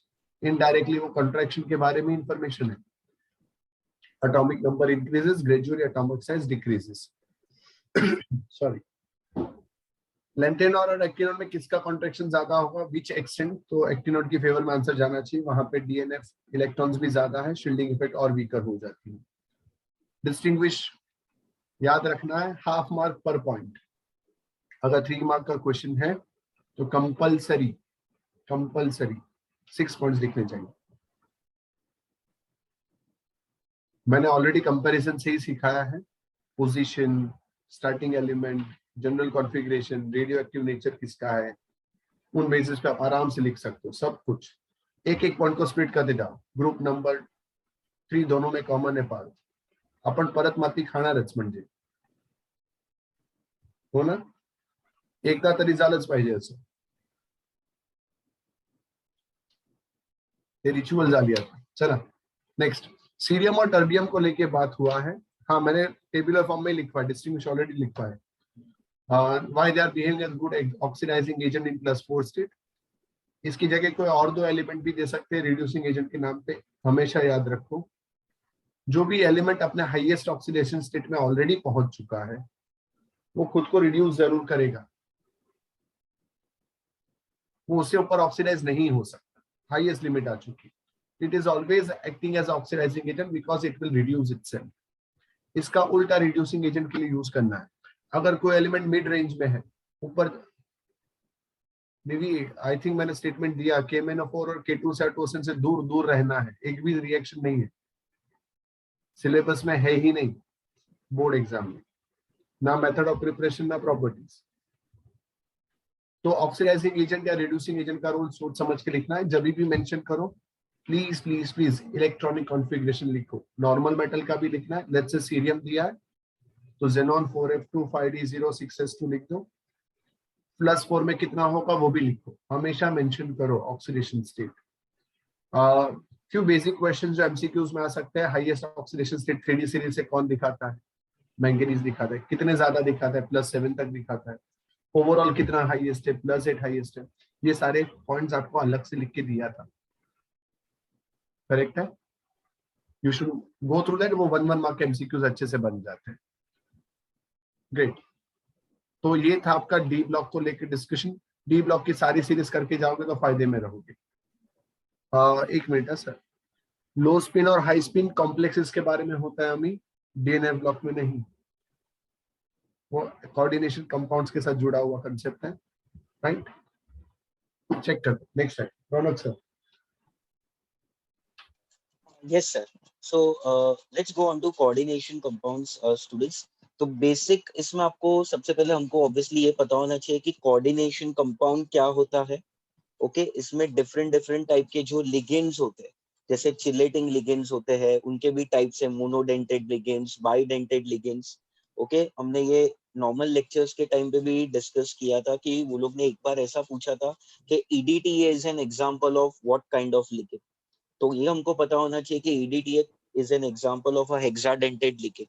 So again this is a fact based question students. अगर हमने सबके examples पढ़े कि कौन सा लिगेंड मोनोडेंटेड है, कौन सा बाइडेंटेड है, कौन सा एम्बिडेंटेड लिगेंड्स है। ओके, एम्बिडेंटेड लिगेंड्स के हमने 3 एग्जांपल्स किए थे। If you can remember just put it in the chat section. Ambidentate ligands के 3 एग्जांपल्स हमने किए थे, तो वो हमको पता होना चाहिए। देन हमको ये भी पता होना चाहिए कि कोई भी कॉम्प्लेक्स या तो कैटायोनिक रहेगा, या तो एनायोनिक, या तो न्यूट्रल। तो तीनों के एग्जांपल्स के साथ हमको पता होना चाहिए। होमोलेप्टिक कॉम्प्लेक्सेस में कौन से टाइप के लिगेंड्स होते हैं, हेटेरोलेप्टिक में क्या होता है। And now comes the one of the most important parts of the chapter, that is nomenclature. Please understand this, students. If I have to set your question paper from coordination compounds, then my favorite topics will be nomenclature, isomerism, and hybridization. Okay, because it is core. It keeps coming in most of the exams. चाहे वो आपका boards और obviously entrance करेंगे तो उसमें तो आता ही है। तो nomenclature आपको एकदम अच्छे से आना चाहिए, चाहे वो ब्रिजिंग लिगेंड्स का हो, कैटायोनिक का हो, एनायोनिक का हो, न्यूट्रल का हो। तो सारे रूल्स जो हमने किए हैं वो आपको अच्छे से पढ़ने हैं। And please solve 1122 questions based on each kind of nomenclature that we have done. Then EAN का डायरेक्ट फॉर्मूला बेस्ड क्वेश्चन आ सकता है 1 मार्क के लिए। It can be asked in MCQ also. And then comes isomerism. तो isomerism आपको याद होगा, हमने ऐसे कंपाउंड्स के लिए किया था जहां पे कोऑर्डिनेशन नंबर 4 होगा और जहां पे कोऑर्डिनेशन नंबर 6 रहेगा। तो दोनों के आपको आइसोमेरिज्म्स करने, जो भी हमने डिफरेंट फॉर्मूलाज किए थे, Ma2B2 का, Ma2BC का, MABCD का। And then for coordination compounds जहां पे कोऑर्डिनेशन नंबर 6 है, वहां पे हमने Ma4B2 किया था, Ma3B3 किया था। तो डायरेक्ट 1122 मार्क्स के लिए वो लोग आपको कोई कोऑर्डिनेशन कंपाउंड देंगे और बोलेंगे इनके आप ज्योमेट्रिकल आइसोमर्स बनाओ, इनके ऑप्टिकल आइसोमर्स बनाओ। ओके, जहां पे चिलेटिंग लिगेंड्स थे वो भी हमने किया था। Okay, so all this things falls under the vertical of stereochemistry. जब आप स्ट्रक्चरल आइसोमेरिज्म में जाते हो तो हमने 4 आइसोमेरिज्म्स किए थे, ionisation, linkage, coordination and solvate, which is also called hydrate isomerism. तो चारों के आपको एग्जांपल्स अलोंग विद डेफिनेशंस पता होना चाहिए। नाउ वीबीटी, देखो गाइस, वीबीटी डायरेक्टली वो लोग नहीं पूछते। जो भी हमने वीबीटी के 10 पॉइंट्स किए थे, वो डायरेक्टली वो लोग ये नहीं बोलते कि वीबीटी का पोस्टुलेट्स लिखो। बट वीबीटी के जो पोस्टुलेट्स है, it helps us to find the hybridisation. तो हाइब्रिडाइजेशन पढ़ने के लिए आपको वीबीटी आना बहुत जरूरी है। तो वीबीटी के पॉइंट्स आपको गो थ्रू करना है। अगर आप वर्ड टू वर्ड नहीं पढ़ोगे तो भी चलेगा, बट उसका कॉन्सेप्ट पता होना बहुत जरूरी है, बिकॉज हाइब्रिडाइजेशन में उनके सब जो पोस्टुलेट्स है वो यूज होते हैं। वो क्यों फेल हुआ वो भी हमको पता होना चाहिए। Now comes hybridisation. Now hybridisation में whatever examples we had done, okay, whatever extra examples also we had done, आपको सभी के सभी एग्जांपल्स पढ़ने पड़ेंगे। Because class there is no hard and fast rule कि टेक्स्ट बुक में जो दिया है उसका ही वो लोग आपको हाइब्रिडाइजेशन पूछे। Okay, most of the times जो टेक्स्ट बुक में दिया है ना वो ही वो लोग पूछते हैं, but there is no hard and fast rule, because वो लोग ने मेथड दे दिया है। तो अगर हमको मेथड आता है तो दुनिया का कोई भी हाइब्रिडाइजेशन का क्वेश्चन आएगा related to coordination compounds, we should be in a position to answer that. इसमें अमी आपका डाउट भी आ जाएगा कि लो स्पिन कॉम्प्लेक्स कब होंगे और हाई स्पिन कॉम्प्लेक्स कब होते हैं। तो आपको पता होगा लो स्पिन कॉम्प्लेक्सेस तब होते हैं जब स्ट्रॉन्ग लिगेंड्स आ जाएगा। तो वो वीबीटी के पोस्टुलेट्स में भी हमने दिया है कि जब n-1 d ऑर्बिटल पार्टिसिपेट करेगा तो वो रहेगा इनर कॉम्प्लेक्स, और इनर कॉम्प्लेक्स कब बनता है जब हमारे स्ट्रॉन्ग लिगेंड्स होते हैं। तो वो आपको पता होना चाहिए कि जब स्ट्रॉन्ग लिगेंड्स रहेंगे तब इनर कॉम्प्लेक्स बनेगा, और जब वीक लिगेंड्स रहते हैं तो पेयरिंग ऑफ इलेक्ट्रॉन्स नहीं होगा। तो पेयरिंग नहीं होगा तो आपको पता चल जाएगा कि वो हाई स्पिन वाले कॉम्प्लेक्स बनेंगे। Ami, are you clear with this madam? Yes, you are clear with this. Okay, and then comes Werner theory. तो अगेन स्टूडेंट्स वर्नर थियरी के जो पोस्टुलेट्स है वो डायरेक्टली वो लोग बहुत रेयरली पूछते हैं, बट वो लोग है ना उसका एक क्वेश्चन ऐसा देते हैं कि मान लो CO 6 times NH3 3 times chlorine, this is the favourite question of board exams, हमने भी यही किया था, और ऐसा बोला है कि it reacts with 3 moles of Ag+ ion, so you find the molecular formula of the compound. So application of Werner theory पे questions आते हैं. So but for that we need to know the concept of Werner theory. Word to word नहीं पढ़ेंगे तो भी चलेगा, but उसका concept पता होना चाहिए. Then uses पढ़ना है आपको, basic uses पता होना चाहिए कि कहाँ पे coordination compounds use होते हैं. Okay, any doubts in this part of the chapter, students? Please let me know. Anything specific that which is worrying you, then you can ask us. No doubts? Okay, yes, Werner के postulate के basis पे वेदांत दे can ask you, जैसे मैंने बोला ना, एक compound दे देंगे और बोलेंगे कि it reacts with so and so moles of Ag+, find the molecular formula of the coordination. ठीक है, चलो. So I think sir we are done with coordination compounds. We can move on to the next chapter, that is halogen derivatives. Okay, please understand this guys.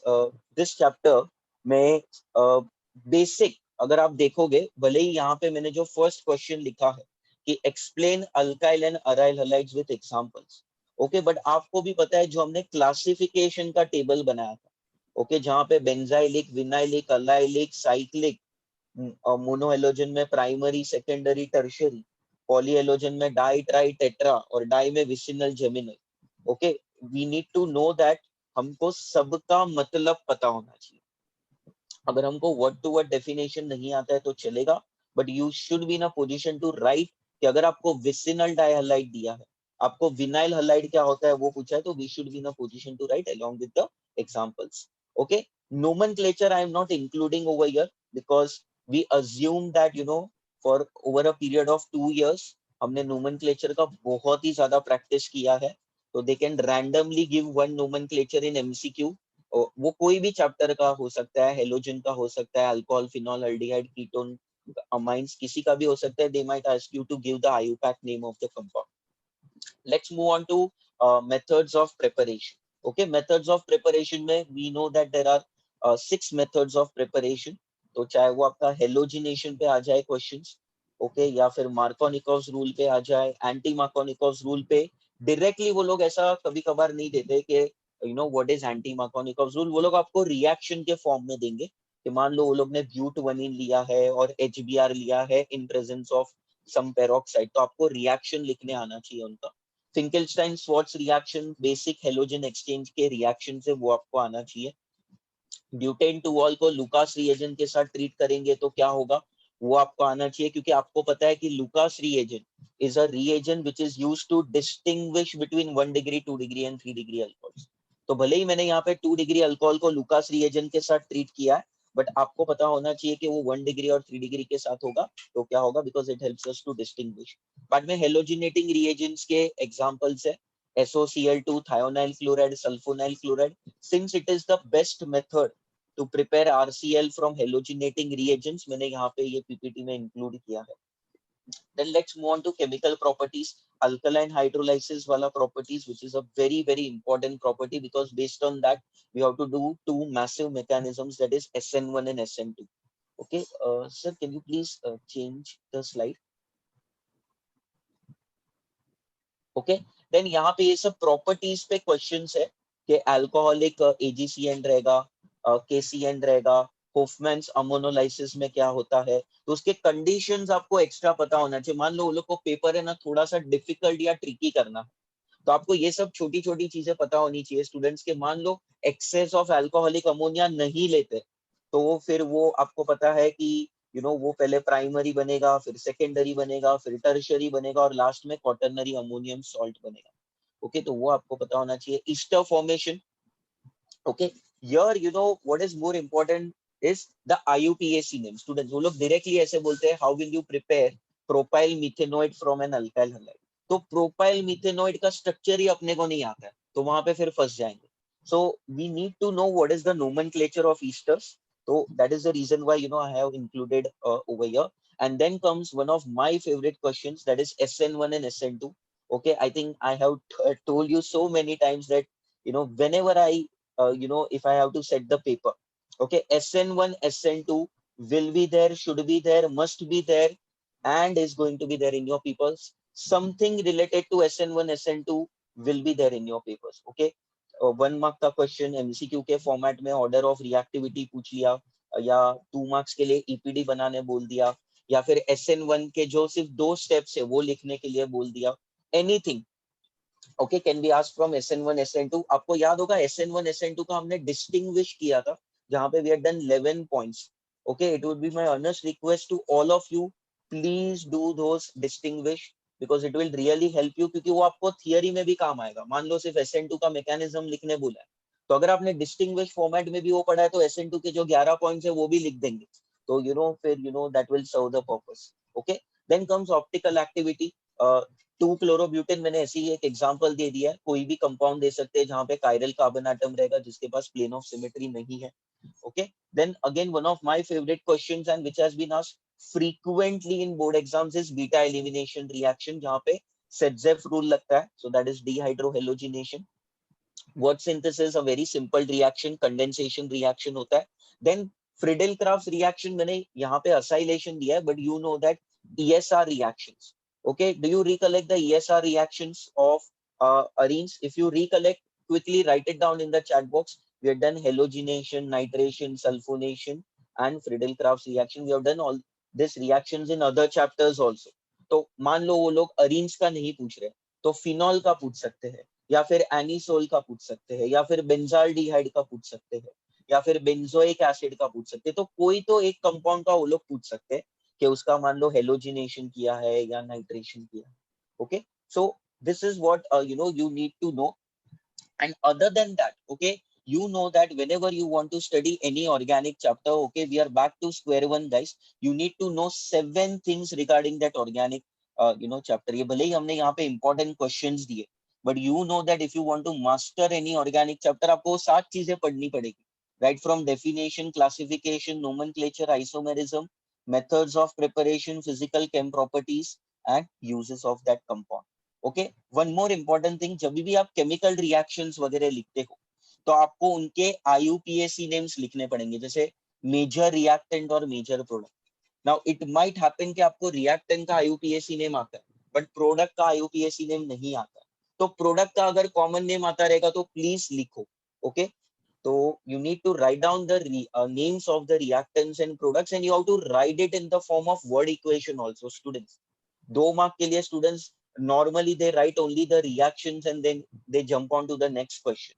Please make sure that you write the reaction, you write the conditions. If at all any catalyst is used, you need to write down the catalyst, plus you need to write down the names of the major reactants and major products, and you have to write down the theory part also. Because if you write all these things, then there is nobody in the world who can cut your marks. But अगर कहीं यहाँ पे कहीं भी कुछ miss होता है और अगर पेपर्स मॉडरेशन में गए तो they have all the right in the world to cut our marks. Okay, so see to it that you follow all these things. Any specific doubt if you have, then please let me know. Okay, regarding this. Okay, जश Friedel crafts में कौन सा reaction आएगा वो ना मैं जानता हूँ ना कोई और टीचर जानता है, because I think I always tell my students, अगर मुझे पता है कि बोर्ड एग्जाम्स में क्या आने वाला है तो आई थिंक आपको याद आएगा, मैं हमेशा बोलता हूँ फिर तो पूरे मुंबई और पूरे महाराष्ट्र के स्टूडेंट्स हमारे पास आएंगे ना, अगर हमको पता है कि फ्रीडेल क्राफ्ट में अल्काइलेशन आएगा, असाइलेशन आएगा या और कुछ आएगा, ओके, तो देन सब बच्चे फिर हमारे पास ही आएंगे. But this are most frequently asked questions. Okay, अगर आप इतना करते हो तो इसके अलावा और कुछ आएगा तो ऑब्वियसली आपको वो भी आएगा, because all this things are related to those topics which are not present in this PPT. तो अगर आपको ये आता है तो आप वो तो आराम से अटेंड कर ही पाओगे. Okay, I hope I have answered your question. Okay, any other doubts? Okay, no doubts. Sir, we can go on to the next chapter. Yeah, thank you, sir. Alcohol, phenol, ether, as I have already told you in the crash course also, follow the mind map given to you. We have already made a mind map for a phenol as well as ether in the class itself. Okay, when we were doing that crash course. Okay, and for the alcohol, the most important reaction of the alcohol is with Grignard reagent. You know, with Grignard reagent, with formaldehyde gives primary alcohol, other aldehyde gives you secondary alcohol, ketone will give you tertiary alcohol, and reduction of acetaldehyde and acetone, they have asked lot many times in exam, where tertiary alcohol is not formed by the reduction reaction, and the Lucas reagent ka reaction mainly with tertiary butyl alcohol, they have asked many times in board exam, and the oxidation reaction of primary, secondary and tertiary alcohol. Okay, रचित इसमें adduct नहीं बनता, adduct नहीं बनेगा यहाँ पे, directly हम लोग सेकंड स्टेप में जाएंगे, ग्रिग्नार्ड में है या रिडक्शन में है. ओके, यहाँ पे एडक वाली कहानी ये चैप्टर में नहीं है अल्कोहल में. सो मैंने सिर्फ इंपॉर्टेंट 4 रिएक्शंस लिखे हैं. ये सोच के लिखे कि आप में से कुछ बच्चे ऐसे भी सोचेंगे कि सर मैं पूरा ऑर्गेनिक लर्न नहीं कर पाता, पर अगर मुझे अल्कोहल करना है तो ये 4 करना ही है. इसकी frequency of asking in board exam सबसे ज्यादा. ओके, इनके अलावा वो H2SO4 वाला भी क्वेश्चन बनता है. HBr, मैंने HCl का लूकास रिएजेंट दिया है, पर HBr HI से भी आता है. ओके, डिहाइड्रेशन ऑफ H2SO4 के साथ है, वो तो निकाल दिया है बोर्ड एग्जाम में. So now this much is there. एक PCl3 PCl5 वाला है, वो ऑलरेडी आपने हैलो अल्केन्स में भी किया हुआ है, सो इसका मैं यहाँ पे मैंने मेंशन नहीं किया. So this are the important part from the alcohol point of view. Next, phenol में अगर आप देखोगे तो अगेन मैंने प्रिपरेशन में सबसे important preparation of phenol is from cumene. जो कमर्शियल प्रिपरेशन, कभी कभी क्यूमीन वर्ड नहीं आता, कमर्शियल प्रिपरेशन बोला मतलब क्यूमीन वाला ही प्रिपेयर करना है. दूसरा, फिनॉल का preparation chlorobenzene, aniline, benzene sulphonic acid. Benzene sulphonic acid वाला इतना इंपॉर्टेंट नहीं है जितना क्लोरोबेंजीन और एनिलीन है, पर वो दोनों, ये तीनों से भी इंपॉर्टेंट कौन है? क्यूमीन वाला है. ओके, और दूसरा जहाँ पे नेम रिएक्शन है रिमोटिमन और खोल बेस, वो दोनों में से एक आने के काफी चांसेस है. फिर रिएक्शन ऑफ फिनॉल में डाइल्यूट कॉन्क HNO3 में, जहाँ पे कॉन्क के साथ वो पिक्रिक एसिड बनाता है, वो बहुत इंपॉर्टेंट है. और कॉन्सेंट्रेट H2SO4 में मेंशन करते हैं बोर्ड एग्जाम में कि हमें 373 केल्विन वाला प्रोडक्ट दो. 373 केल्विन पे पैरा मिलता है, रूम टेम्परेचर पे ऑर्थो मिलता है. Okay, zinc reaction with zinc वाला वहां पे बेंजीन रिडक्शन बन जाता है, and Br2 water and Br2 in CH2. Almost मैंने सब कुछ लिख दिया 4 क्वेश्चन में. Okay, but still this are the few important things which they ask from the phenol part. Okay, इसमें से ही फिनॉल के क्वेश्चंस बनेंगे. दूसरा एक और क्वेश्चन है distinguish between alcohol and phenol. ये क्वेश्चन अभी बोर्ड एग्जाम में नहीं आएगा, बिकॉज ये चैप्टर के अल्कोहल के टेस्ट, फिनॉल के टेस्ट डिलीटेड है. ओके, और वहां पे जो अल्कोहल फिनॉल का डिस्टिंग्विश में आता है वो न्यूट्रल FeCl3 सोल्यूशन से आता है, पर वो टेस्ट नहीं है, आपको डिलीटेड है, तो आप वो नहीं करोगे. Okay, so that's it from the phenol point of view. Ether में सबसे इंपॉर्टेंट ईथर में है 2 एक्सेप्शंस. दोनों एक्सेप्शंस पे ना हर बार क्वेश्चन आता है, या तो एक पूछेंगे तो दूसरा पूछेंगे. पहला एक्सेप्शन है विलियमसन सिंथेसिस का, कोई भी एक एग्जांपल कर लो, पर विलियमसन सिंथेसिस का एक्सेप्शन है tertiary butyl methyl ether. Prepare करना है टर्शियरी ब्यूटाइल मिथाइल ईथर, तो हमारा सोडियम टर्शियरी ब्यूटॉक्साइड ही यूज करना है.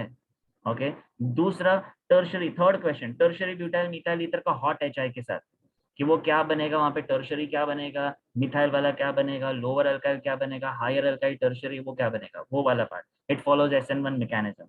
तीसरा, बहुत बार क्वेश्चन आता है कंटिन्यूस इथरिफिकेशन ऑफ एथाइल अल्कोहल, तो 413 केल्विन पे ही आपको मिलने वाला है ईथर, पर 443 केल्विन पे क्या मिलेगा, अल्कीन मिल जाएगा.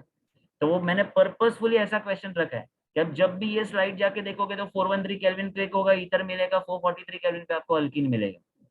ओके, एंड लास्टली, ये सिर्फ बोर्ड एग्जाम में ether is in long contact with air, उसमें di ethyl ether is in long contact with air है, वहां पे उसका पेरोक्साइड ऑफ डाइइथाइल ईथर मिलता है। एक बार टेक्स्ट बुक में जाके देखना, मैंने लिखवाया है।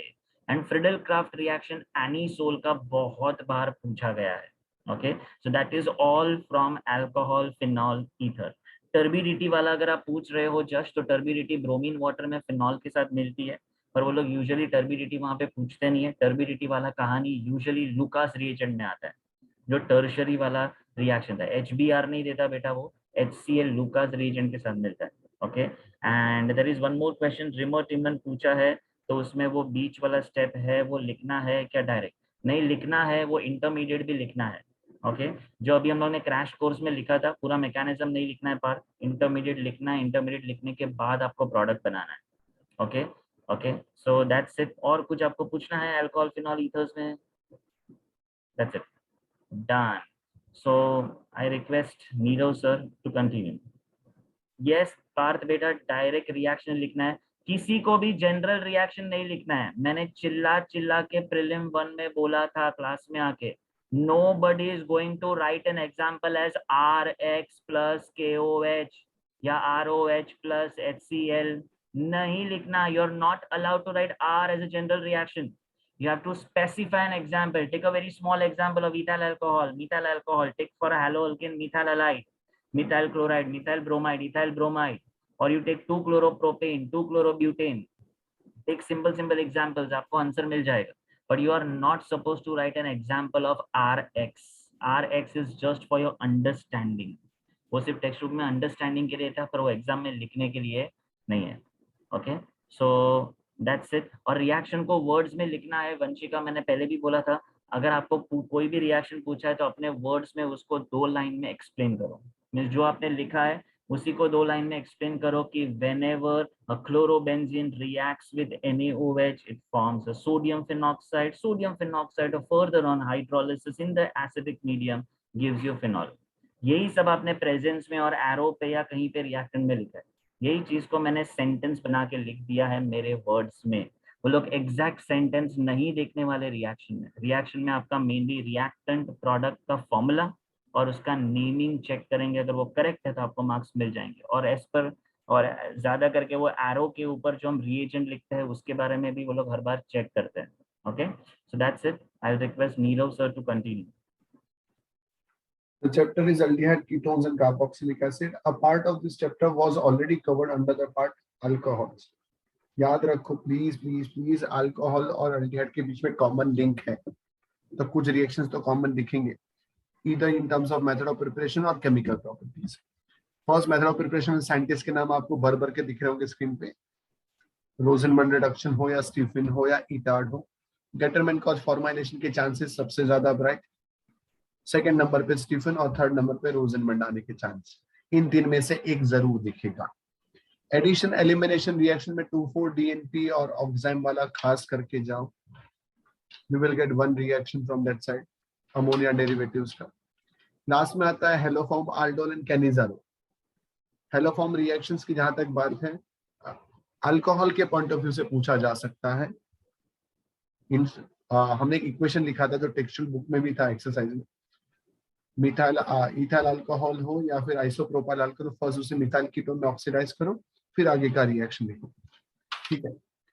स्टीफन रिडक्शन, नेक्स्ट कैनिजारो है। aldol कंडेंसेशन अब तक का हॉट फेवरेट रहा है, मतलब एवरी ईयर उनको बहुत पसंद था, तो वो लोग लिखते थे, क्वेश्चन पूछते थे। मैकेनिज्म वो टाइम पे सिलेबस में होता था तो जरूर पूछा जाता, पर इधर aldol और कैनिजारो 2 में से एक आपके लिए होगा। क्लेमेंसन और Wolff question, just because scientist का नाम अटैच्ड है, आपको 1 मार्क का एमसीक्यू में पूछा जा सकता है। Just what is Clemmensen reduction, ये पूछा जाएगा। एनाहाइड्राइड फॉर्मेशन के लिए एक्शन ऑफ P2O5 और अमोनिया जो अमाइड बनाएगा, इंपॉर्टेंट है। रिमेनिंग जो 3 लिखे हैं वो तीसरी बार इस डिस्कशन में आ रहा है। SOCl2, PCl4 और PCl3 HDA में भी था, अल्कोहल से अल्काइल हैलाइड बनाने के लिए। अल्कोहल के चैप्टर में भी केमिकल प्रॉपर्टीज में कवर हुआ है। एसिड में भी जो OH ग्रुप है उसका ये प्रॉपर्टी है जो असाइल क्लोराइड बनाएगा। सेम पॉइंट वंस अगेन आ रहा है, reduction of carboxylic acid, aldehyde and ketones to alcohols. Aldehyde और कार्बोक्सिलिक एसिड हमेशा प्राइमरी अल्कोहल देगा, that's MOP of alcohol. Ketones हमेशा 2 डिग्री अल्कोहल देगा, वंस अगेन रिपीटेड है ये, ठीक है। रही बात कुछ टेस्ट की, तो Fehling solution test, Tollens test या स्किप्स टेस्ट आपको आ सकते हैं ऑक्सीडेशन प्रॉपर्टी के अंदर। To distinguish between aldehyde and ketones. Fehling solution कौन टेस्ट दे सकता है? तो एरोमेटिक अल्डिहाइड्स नहीं देते, बट अल्फा हाइड्रोक्सी कीटोन्स दे सकता है, ये हमने ऑलरेडी मेंशन किया है। टूलेंस टेस्ट अल्डिहाइड्स ही देगा, एलिफेटिक हो या एरोमेटिक, दोनों पॉसिबल है। स्किप्स रिएजेंट के बारे में सिर्फ वो मजेंटा कलर रिस्टोर होता है, उसका हमने मेंशन किया था। क्रॉस अल्टोल पूछने के चांसेस बहुत कम है, बट चारों चार प्रोडक्ट्स लिखना पड़ेंगे अगर पूछा तो। एस्टरिफिकेशन अल्कोहल में भी है और एसिड में भी, कॉमन पॉइंट, करना ही करना है किसी भी हाल में। एसिडिक नेचर ऑफ अल्कोहल को लेके कोई टेस्ट नहीं पूछा जाएगा क्योंकि वो सिलेबस में तो नहीं है, पर अल्कोहल का रिएक्शन विद सोडियम मेटल और सोडियम हाइड्रोक्साइड और सोडियम बाइकार्बोनेट, CO2 कैसे इवॉल्व करता है। Next slide. नो जय, नॉट, जरूरत नहीं है उसका, कोई भी स्ट्रक्चर याद नहीं रखने वाला। ये जो पार्ट है वो कॉमन है, मतलब ग्रिग्नार्ड रिएजेंट ड्राई आइस के लिए MOP में यूज किया जाएगा, अल्कोहल के लिए ईथर फॉर्माल्डिहाइड और अदर अल्डिहाइड्स और कीटोन्स।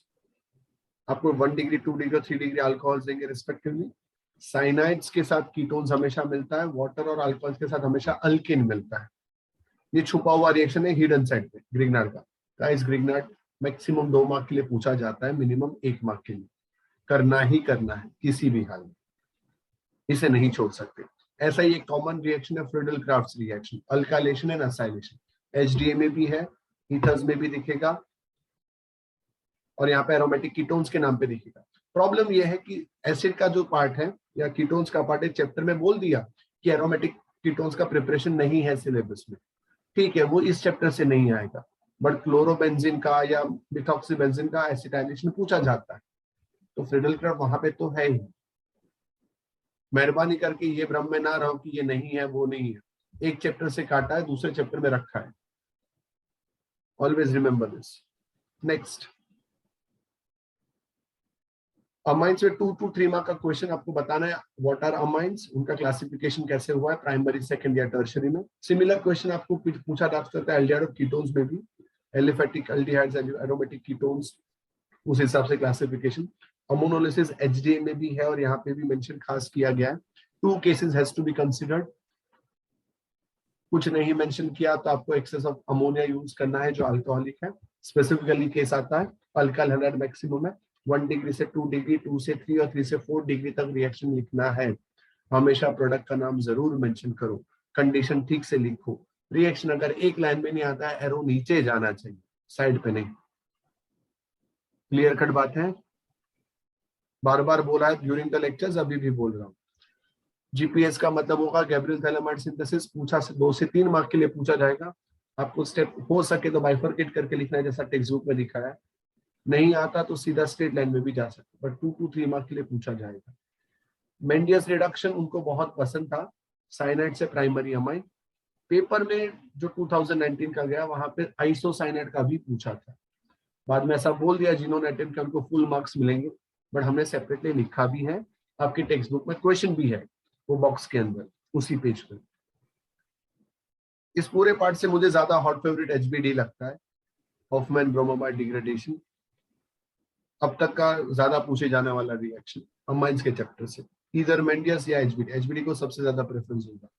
हॉफमैन्स एग्जॉस्टिव अल्काइलेशन, अमोनोलिसिस का सेकंड पार्ट हम कंसीडर कर सकते हैं अल्काइलेशन ऑफ अमोनिया में।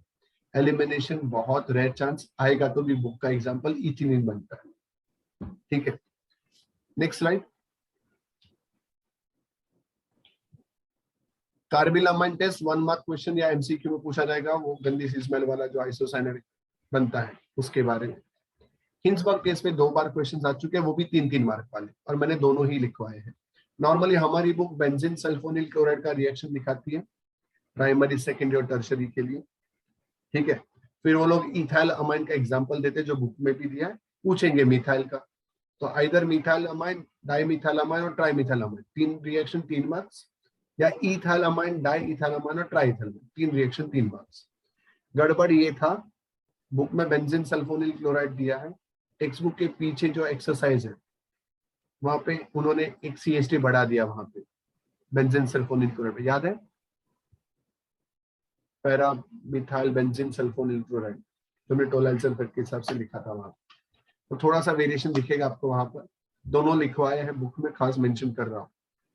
डायजोनियम सॉल्ट में सिलेक्टेड रिएक्शंस हैं, HDA से सेंड में रिएक्शन निकाल दिया है पर अमाइंस में रखा है। आपको फिनॉल की प्रिपरेशन भी पूछी जाएगी, कॉमन रिएक्शन है, केटरमैन रिएक्शन है, सिर्फ फ्लोरोबोरिक एसिड वाला पार्ट नहीं है, अजो कपलिंग वाला पार्ट नहीं है। आइडेंटिफिकेशन के टेस्ट में एक्शन ऑफ नाइट्रस एसिड पूछा जाएगा सिर्फ प्राइमरी अमाइन के पॉइंट ऑफ व्यू, जो अल्कोहल देता है एलिफेटिक फॉर्म में, नाइट्रोजन गैस इवॉल्व करता है, एरोमेटिक रहा तो डायजोनिल सॉल्ट पे रुक जाने का, वो resonance stabilization. Electrophilic substitution reaction, यहाँ पे दो वैरायटीज है आपके पास। एक प्रोटेक्शन डी प्रोटेक्शन का कंसेप्ट आता है, जहां पे आप पैरा प्रोडक्ट प्रिफरेबली बनाते हो, सिलेक्टिवली बनाते हो, उसके ऊपर क्वेश्चन 2 मार्क्स के लिए पूछा जा सकता है। या 1 मार्क का पूछना है तो 2,4,6 tribromo aniline first, ortho meta para nitro aniline second, sulphonation भी कॉमन है वहां पे, सल्फानिलिक एसिड जो ज्विटरलैंड में, दोनों ही फॉर्म दिखाना जरूरी। याद रखना यहाँ से एक रिएक्शन पक्का आएगा ये इलेक्ट्रोफिलिक से, कंफर्म। मेटा क्यों बनता है उसके ऊपर 2 मार्क का क्वेश्चन अलग से पूछा जा सकता है। बेसिसिटी ऑफ अमाइंस और acidic nature of carboxylic acid, दोनों ही बेसिक बातें हैं, जरा ध्यान से सीख कर जाना। जब भी एसिडिटी सीखते हो तो प्लीज कीप इन रिमेंबर, वो फिनॉल और अल्कोहल के साथ अटैच करके सीखा है और वैसे ही सिखाया है, भूलना नहीं है। बेसिसिटी ऑफ अमाइंस कंसेप्ट थोड़ा सा रिवर्स हो जाएगा, विट्रोइंग ग्रुप और रिलीजिंग ग्रुप के इफेक्ट्स खास पढ़ के जाना है, ठीक है। ओवरऑल अगर बात करूं तो HDA से लेकर अमाइंस तक के चैप्टर में फिजिकल प्रॉपर्टीज में आपको एक वेरिएशन दिखाई देगा। बॉइलिंग पॉइंट को लेके 1 मार्क के क्वेश्चन आ सकते हैं। कार्बोक्सिलिक एसिड का सबसे ज्यादा रहा है बॉइलिंग पॉइंट, है ना। फिर अल्कोहल्स, तो ये पॉइंट हमेशा रखना, जो हाइड्रोजन बॉन्डिंग बनाते थे, ये बेसिक पार्ट है जिसके लिए जरूरी है। आपको एक ऑर्डर मार्क करवाया बुक में, हाइड्रोजन बॉन्ड का स्ट्रेंथ सबसे ज्यादा है, फॉलोड बाय डाइपोल डाइपोल, फिर डाइपोल इंड्यूस वगैरह वगैरह, वो ब्लू बॉक्स के अंदर थी चीजें। फिजिकल प्रॉपर्टीज कॉमन है। Finally before winding this organic part, organic में लिखना हमेशा कम होता है, थ्योरेटिकल आंसर्स कम होते हैं, रिएक्शन बहुत कुछ बोल देते हैं, ठीक है, तो वर्ड्स में लिखने की जरूरत कम होती है। फुल स्कोरिंग मिल सकता है प्रोवाइडेड गलती से भी हम अपना आइंस्टाइन अंदर जो दबाया वो बाहर ना लाए और कार्बन को पेंटावलेंट ना बनाए, तब तक फुल मिल सकता है। हड़बड़ी में बेंजीन रिंग के अंदर आप ट्रिपल मतलब ऑल्टरनेट डबल बॉन्ड और रिंग ड्रॉ करोगे, मारे जाओगे, ठीक है। तो जितना नीट और क्लीन रिएक्शन होगा, प्रॉपर एरो के साथ कंडीशंस मेंशन होगी, फुल स्कोर के चांस है यहाँ। पेपर 1 और पेपर 2 में, पेपर 1 में थ्योरेटिकल पार्ट थोड़ा ज्यादा था या पूछे जाने के चांसेस थे, पर पेपर 2 में यहाँ पे आपको सीधा रिएक्शन मिलेगा और आंसर मिलना शुरू हो जाएगा। मुझे पर्सनली ऐसा कभी नहीं फील हुआ कि ऐसे चैप्टर्स को ऑप्शन में छोड़ना चाहिए, पर फिर भी अगर आप कहीं पर भी अटकते हो, still we are there with you. आप ये स्लाइड्स मार्क कर ले अपनी बुक में, नोट्स अगर आपके पास है या टेक्स्ट बुक से पढ़ते, एक बार ट्राई जरूर देना, you will be confident enough कि आंसर दे पाओगे। रिएक्टेंट के नीचे प्लीज नाम लिखो, प्रोडक्ट के नीचे प्लीज मैं नाम मेंशन करो, आइदर आयुपैक या कॉमन नेम, जो भी आता है। कुछ नहीं आता है, ortho isomer, para isomer, alcohol in general भी लिखो और जरूर मेंशन करो, ठीक है। और गलती से भी फाइनल बात बोल रहा हूँ, NaOH के लिए सोडियम अल्कोहल वर्ड मत लिखना, मेहरबानी कर देना। सुपीरियर लेवल पे जाते हो वो कम मुझे नहीं करना, ठीक है। Yes, Raj. Yeah. One more thing, here sir has ended organic chemistry. जरूरी नहीं है कि आप जो नेम रिएक्शन पढ़ रहे हो उसका नेम एग्जाम में मेंशन्ड हो, नॉट नेसेसरीली। ऐसा नहीं आएगा हर बार कि आप गैब्रियल थैलेमाइड सिंथेसिस लिख के बताओ, कभी सिर्फ रिएजेंट्स ही दे देंगे। लाइक क्लेमेंसन और वुल्फ किश्नर है, मोस्ट ऑफ है ना, क्लेमेंसन और वुल्फ किश्नर में ना कभी नेम नहीं आया है, सिर्फ रिएजेंट दे दिया है, KOH और वो NH2 हाइड्रोजीन बॉइल हो रहा है, बस ऐसे सिर्फ रिएजेंट दे दिया है। मतलब आपको समझ जाना है कि वो कौन सा वाला रिडक्शन है, क्लेमेंसन है, वुल्फ किश्नर है। और दूसरा, वो क्लेमेंसन वुल्फ किश्नर के रिडक्शन से आपको अल्कीन मिलता है, पर अल्कोहल चैप्टर में जो आपने रिएजेंट यूज किया है अल्डिहाइड और कीटोन को रिड्यूस करने से आपको अल्कोहल मिलता है, अल्डिहाइड से प्राइमरी, कीटोन से सेकेंडरी। पर ये चैप्टर में क्लेमेंसन और वुल्फ किश्नर आपको अल्कोहल नहीं देता, आपको डायरेक्ट अल्कीन देता है। तो याद रखना, हम लोग नेम रिएक्शन पढ़ने के लिए बोल रहे हैं, तो इसका मतलब आपको बोर्ड एग्जाम के पेपर में नेम रिएक्शन ढूंढना नहीं है, नेम रिएक्शन के अंदर जो रिएजेंट यूज हो रहा है उसको लिख लो। यहाँ पे सर ने जो जितने नेम रिएक्शंस दिए थे, यहाँ पे स्टिफन में कौन सा रिएजेंट है, ईटार्ड में कौन सा रिएजेंट है, रोजनमड में कौन सा रिएजेंट है, ये स्लाइड के आगे जब भी आप बुक में लिखोगे वहां पे रिएजेंट लिखते जाओ, तो रिएजेंट याद रहेगा, तो पता चल जाएगा कि हाँ इन्होंने ईटार्ड पूछा है, हाँ इन्होंने स्टिफन पूछा है। और रिएजेंट ही भूल गए और नाम ढूंढते रहोगे तो फिर कुछ नहीं आएगा। ओके, सो दोनों याद होना चाहिए, नाम भी याद होना चाहिए, साथ साथ में उसका रिएजेंट भी याद होना चाहिए, otherwise you will not be able to write the correct answer. So that was the one thing which I feel you should know, कि आप हर बार ऐसे मत एक्सपेक्ट करो कि कैन इज एरो वर्ड ही आएगा। जरूरी नहीं है 50% KOH आ जाएगा, 50% NaOH आएगा, लाइक कॉन्सेंट्रेटेड NaOH वर्ड आ जाएगा। So from that you should be able to make it out कि वो लोग कैन इज एरो की बातें कर रहे हैं। okay, so that you have to be careful. And the last one is biomolecules. Biomolecules में सबसे important part है उसका structure। तो मैंने हेवर्थ प्रोजेक्शन फॉर्मूला दिया है, अल्फा ग्लूकोपैरेनोज बीटा ग्लूकोपैरेनोज का Hayworth formula, that is cyclic structure बनाने को आना चाहिए। सुक्रोज, माल्टोज, लैक्टोज, तीनों का स्ट्रक्चर बोर्ड एग्जाम में पूछते हैं, जब भी आता है 1 मार्क या 2 मार्क के लिए डायरेक्ट आता है। पूरा करेक्ट बनाया तो फुल मार्क्स, कहीं पे भी रॉन्ग गया जीरो, यहाँ पे हाफ मार्क मिलता ही नहीं है। थोड़ी सी भी मिस्टेक हो गई स्ट्रक्चर में जीरो। पर अगर ये स्ट्रक्चर हमने बहुत बार प्रैक्टिस किए है और मुझे पता है आपको बहुत अच्छे से आती है, आप एक बार घर पे प्रैक्टिस करोगे तो आप अपने आप वहां पे एग्जाम में ड्रॉ करके आओगे। दूसरा इंपॉर्टेंट क्वेश्चन है कार्बोहाइड्रेट में, वो है रिएक्शंस ऑफ ग्लूकोज, जो प्रूव करता है उसका स्ट्रक्चर। डायरेक्ट कभी कभी ऐसा क्वेश्चन आता है कि right that reaction which shows 6 carbon of glucose, which shows aldehydic carbon of glucose, which shows 5 hydroxyl groups of glucose. Okay, तो वो जो जितने हम लोग ने 4-5 रिएक्शन किए पूरे चैप्टर में, 4-5 रिएक्शन किए, वो 5 रिएक्शंस करना ही है, उसके ऊपर क्वेश्चन आता ही है। ओके, और इसके साथ एक और है जो मैंने लिखा नहीं है, that is laboratory preparation of glucose. वो लैबोरेटरी प्रिपरेशन भी करके जाना। फिर क्लासिफिकेशन ऑफ कार्बोहाइड्रेट्स, अगर ऊपर वाले सब क्वेश्चन पढ़ोगे फर्स्ट 3, तो क्लासिफिकेशन ऑफ कार्बोहाइड्रेट्स के सब एग्जाम्पल याद हो जाएंगे। मैंने इसका ट्रिक सिखाया था आपको, स्ट्रक्चर पढ़ने का, रिएक्शन पढ़ने का, उसके बाद क्लासिफिकेशन पढ़ने का एंड में, तो सब आपके एग्जाम्पल्स याद हो जाएंगे। रैफिनोज में क्या है, स्टैचियोज में क्या है, सब मैंने आपको ट्रिक्स बताया था, एक बार देखा है देख लेना, नोट्स में मिल जाएगा। ज्विटर आयन प्रोटीन्स में बहुत इंपॉर्टेंट है, डीनेचरेशन ऑफ प्रोटीन्स भी इंपॉर्टेंट है, और distinguish between globular and fibrous proteins important. ये जो स्लाइड है इसमें से क्वेश्चंस आएंगे ही आएंगे, मतलब अगर उनको प्रोटीन्स में से पूछना है तो पेप्टाइड बॉन्ड पूछेंगे या ग्लोबुलर फाइब्रस प्रोटीन्स पूछेंगे। ये लास्ट दो नहीं पूछा तो ज्विटर आयन तो पूछना ही है, ज्विटर आयन उनका फेवरेट है। ओके, और न्यूक्लिक एसिड्स में बहुत बार स्ट्रक्चर्स बनाने के लिए आता है कि प्यूरिन का स्ट्रक्चर बना दो, पिरिमिडिन का स्ट्रक्चर बना दो, वहां पे भी एक प्यूरिन पिरिमिडिन का स्ट्रक्चर वो लोग ऐसे बताएंगे, प्यूरिन पिरिमिडिन का एग्जाम्पल देंगे, एडिनाइन का ही बनाओ, साइटोसिन का ही बनाओ, तो वो लोग कभी कभी ऐसे होता है वही स्ट्रक्चर बना के आना है, उसके मार्क्स है। ओके, और वो जो वरीन वहां पे प्रोटीन्स की जो IUPAC की थी बेटा, वो सिर्फ MCQ के लिए है, वो थियरी एग्जाम्स में ज्यादा थियरी पार्ट उसमें से नहीं आता है। तो उसमें से जो हमने शॉर्टकट सीखा था, गवली है, फिर ST कोटा है, TMC है, जो पूरा IUPAC और प्रोटीन्स में हम यूज कर रहे हैं, उसमें से डायरेक्ट क्वेश्चन MCQs में आएगा कि कौन सा अमाइनो एसिड है जिसमें सल्फर ग्रुप है, कौन सा अमाइनो एसिड जिसमें OH ग्रुप है, जो हमने JEE के लिए भी पढ़ा था वही चीज बेटा यहाँ पे आएगा। ओके, तो कभी कभी MCQ में पूछते हैं, वो कभी पूछते हैं बताए वरीन, अगर उनको पेपर को टफर लेवल पे लेके जाना है तब पूछते हैं। ओके, तो उसके चांसेस बहुत कम है, पर पूछ सकते हैं, चांसेस बहुत कम है, पूछ सकते हैं। Okay, so don't neglect that, आने के चांसेस है, CET MHT CET में भी आता है। सो that's it from biomolecules. Biomolecules यहाँ पे खत्म, ये एक ही स्लाइड है पूरा बायोमोलिक्यूल्स का। I request Raunak sir to continue with polymers. Yes sir, thank you sir.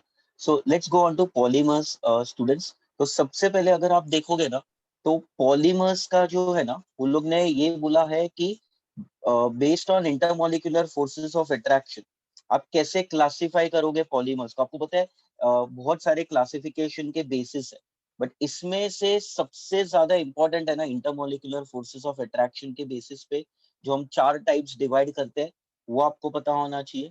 Then nylon 6, nylon 66 या टेरिलीन, उसका भी आपको preparation along with the reactions conditions वो आपको आना चाहिए। कभी कभार वो लोग नाइलॉन 6 के जगह पे वो लोग ना परलॉन देते हैं, so you have done this, the other name for nylon 6 is Perlon. Similarly the other name for Terylene जो होता है डेक्रोन होता है, तो ऐसा पूछ सकते हैं कि डेक्रोन के प्रिपरेशंस लिखो। वल्कनाइजेशन जो टॉपिक है वो 1 मार्क के डेफिनेशन के लिए आ सकता है, तो वर्ड टू वर्ड जो टेक्स्ट बुक में डेफिनेशन है वो हमको लिखना है। उसके बाद हमने 4 वल्कनाइज रबर्स किए थे, so they can ask you any one of them, या फिर उनके यूजेस पूछ सकते हैं कि ब्यूना एस रबर कहाँ पे यूज होता है, या फिर ब्यूटाइल रबर कहाँ पे यूज होता है। ओके, बायोडिग्रेडेबल पॉलीमर्स क्या होते हैं और उनके एग्जांपल्स और रिएक्शंस हमको आने चाहिए। Then there are some addition polymers, जैसे कि ओरलॉन है, टेफ्लॉन है, पॉलीस्टाइरीन है, पीवीसी है, तो उनके यूजेस वगैरह आ सकते हैं। जैसे एक बार आया था कि टेफ्लॉन जो होता है वो पेंट्स के कोटिंग में यूज होता है, तो they had asked dash polymer is used in coatings of paints. Okay, या फिर गैस्केट्स बनाने के लिए काम आता है, या फिर नॉन स्टिकी कुकिंग पैन्स बनाने के लिए काम आता है, तो यूजेस आपको पढ़ना पड़ेगा। फिर एचडीपी एलडीपी का डिस्टिंग्विश हमको आना चाहिए, कौन से कंडीशंस में वो बनते हैं, उनके यूजेस क्या है, what are the temperature conditions required, catalyst क्या यूज होता है, फिर इसमें पॉलीमर कौन है वो लोग पूछ सकते हैं।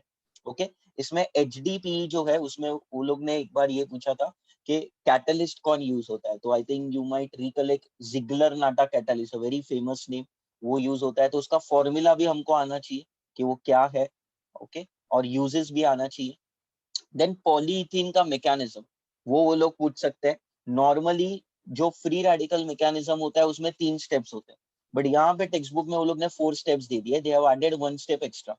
वहां पे वो लोग पहले फ्री रेडिकल बनाते हैं and then whatever steps we have done in our 11th standard also, कि पहले चेन इनिशिएट होगा, प्रोपोगेट होगा, टर्मिनेट होगा, और उसमें कैटलिस्ट क्या होगा वो भी हमको लिखना पड़ेगा। So this could be asked for 2 to 3 marks। Okay, this is one of the most challenging questions in the entire chapter. बाकी सब तो स्ट्रेट फॉरवर्ड रिएक्शंस है, यूजेस है।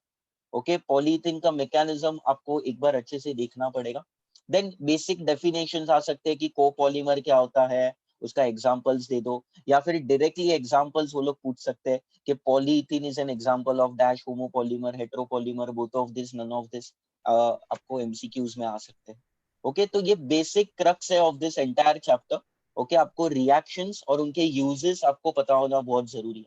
If you have anything specific to ask in this chapter, please let me know. Devansh, आपको mechanism में पूरा mechanism show करना पड़ेगा। फ्री रेडिकल्स है तो आपको वो टिकली डाल के बताना पड़ेगा। ओके, आप अगर हम सिर्फ लिखते हैं कि ये फ्री रेडिकल है तो it does not make much sense. आपको फ्री रेडिकल दिखाना पड़ेगा which has an unpaired electron, वो डॉट बनाना पड़ेगा, otherwise they are not going to give us any marks. Okay, yes, so I think you are clear with this. So I think it's a very straightforward chapter and ज़्यादा कुछ आपको वहाँ पे issues नहीं आएगा। Now let's go on to the last chapter, that is green chemistry. Okay, this is the first time they are introducing this chapter in the board exams. Okay, so I mean the questions that are put up on the PPT, they are not the past paper questions. Okay, they are those questions which we feel that they could be asked in the exams, because this is the first time that this chapter has been introduced in boards. So I have a very strong gut feeling कि जो 12 principles है उसमें से they can directly tell you कि 2 principles लिख लो, या फिर अगर जैसे कि पेपर थोड़ा सा ट्रिकी बनाना है तो they will ask you specific कि एटम इकोनॉमी को एक्सप्लेन करो, ओके, या जीरो वेस्ट मैनेजमेंट को एक्सप्लेन करो। Okay, so the best thing is that you study all the 12 principles. आपको वर्ड टू वर्ड नहीं पढ़ना है। यस, एग्जाम्पल्स आपको पढ़ना पड़ेगा, बिकॉज एग्जाम टाइम पे आप अगर अपना खुद का एग्जाम्पल बनाओगे तो इट बिकम्स वेरी डिफिकल्ट। तो जो एग्जाम्पल टेक्स्ट बुक में दिया है वो ही हमको बनाना है। जैसे कि नीरव सर ने भी बहुत बार बोला है, अपने को एग्जाम में साइंटिस्ट नहीं बनने का, we have to become result oriented. जो टेक्स्ट बुक में दिया है वो ही आपको करना है। Okay, and then there are some short definitions like nano science क्या होता है, कहाँ पे यूज होता है, नैनो टेक्नोलॉजी क्या होता है, नैनो मटेरियल्स क्या होता है, वो आपको बेसिक पढ़ना है। तो जो हमारे सिलेबस में वो लोग ने दिया है ना, वो एग्जाम के 1 आवर पहले आप एक बार अच्छे से गो थ्रू करके जाओगे। अगर आपको कॉन्सेप्ट पता चल गया तो then you can write on your own, except for the examples. Examples आपको बाय हार्ट करने पड़ेंगे जो 12 प्रिंसिपल्स। ओके, एटम इकोनॉमी का यस न्यूमेरिकल आ सकता है, जो हमने क्लास में भी किया था, तो वो आपको पढ़ना पड़ेगा कि एटम इकोनॉमी कैसे कैलकुलेट करते हैं। Okay, anything specific in this chapter then please let us know students. No doubts. Okay, okay, now Raj sir, Nirav sir, there are 2-3 students who have asked us कि sir हर नया question नए page पे लिखना जरूरी है, तो can you just tell the students please sir? Not necessarily. If it is a 1 mark question and the 1 mark question ka answer is only 2 lines, and if you're mentioning 2 lines for the first question, you can directly write the second question on the same page. Okay, when you start a new question means when you start that question number 1 में जो सब questions है वो एक ही page पे आ सकते हैं या एक दो पेज पे आप कंटिन्यू कर सकते हो, और जो next question mean question number 1 MCQ है और उसके बाद क्वेश्चन नंबर 2 है, उसको आप न्यू पेज पे लिखोगे तो it will look good, it will look neat. Okay, it will look neat. Okay, तो तभी अगर आप डिफरेंट पेज पे जाके नए सेक्शन का नया क्वेश्चन अटेम्प्ट करोगे तो अच्छा रहेगा. Okay, that's it. Yeah, sir, there is one more question. One student is asking कि सर MCQ में क्वेश्चन भी हमें लिखना है या सिर्फ ऑप्शन का आंसर लिखना है, या ऑप्शन का जो नंबर है, जैसे A करेक्ट आंसर है तो A लिखना है, A के साथ करेक्ट आंसर लिखना है जो भी वो है, या पूरा क्वेश्चन लिखना है हमें? आइडियली पहले बोर्ड्स में वो लोग ने ऐसे मेंशन किया था कि है ना कि आपको क्वेश्चन लिखना चाहिए विद द आंसर, और विद द आंसर मतलब सिर्फ ए नहीं लिखना है, ए के साथ जो भी उसका आंसर है. फॉर एग्जांपल अगर उसका आंसर एंट्रोपी है सो ए डैश एंट्रोपी लिखना है. ओके, सो मेरा रिक्वेस्ट ये होगा कि आप क्वेश्चन लिख लोगे तो it will not take more than even 5 minutes. Okay, because आपको बहुत ज्यादा एमसीक्यूज नहीं है, 50 एमसीक्यूज नहीं है. ओके, फिजिक्स में सिर्फ आंसर लिखने के लिए बोला है, पर आंसर लिखोगे कीर्तन पर सिर्फ ABCD नहीं लिखना है. ए के बाद जो ए के ऑप्शन में है या सी के बाद जो ऑप्शन में है, सपोज सी के बाद ऑप्शन में एंथैल्पी है तो एंथैल्पी वर्ड आना चाहिए, आना चाहिए. ओके, वो सिर्फ मैं बता रहा हूँ, एंड में आपके पास टाइम मिलेगा तो आप इजीली क्वेश्चन लिख सकते हो. It looks good, it looks good. Okay, time नहीं है तो अगर आप सिर्फ ए और आंसर में जो है एंथैल्पी है या बी आंसर में एंट्रोपी है वैसे लिख लोगे तो भी चलेगा, तो भी चलेगा. ओके, गॉट इट कीर्तन, what it is? Fine. Anything else sir? Raunak sir? No sir. Sir, one question. Sir, they are asking, sir, numericals में do they get marks for writing given and TPT? मतलब to find.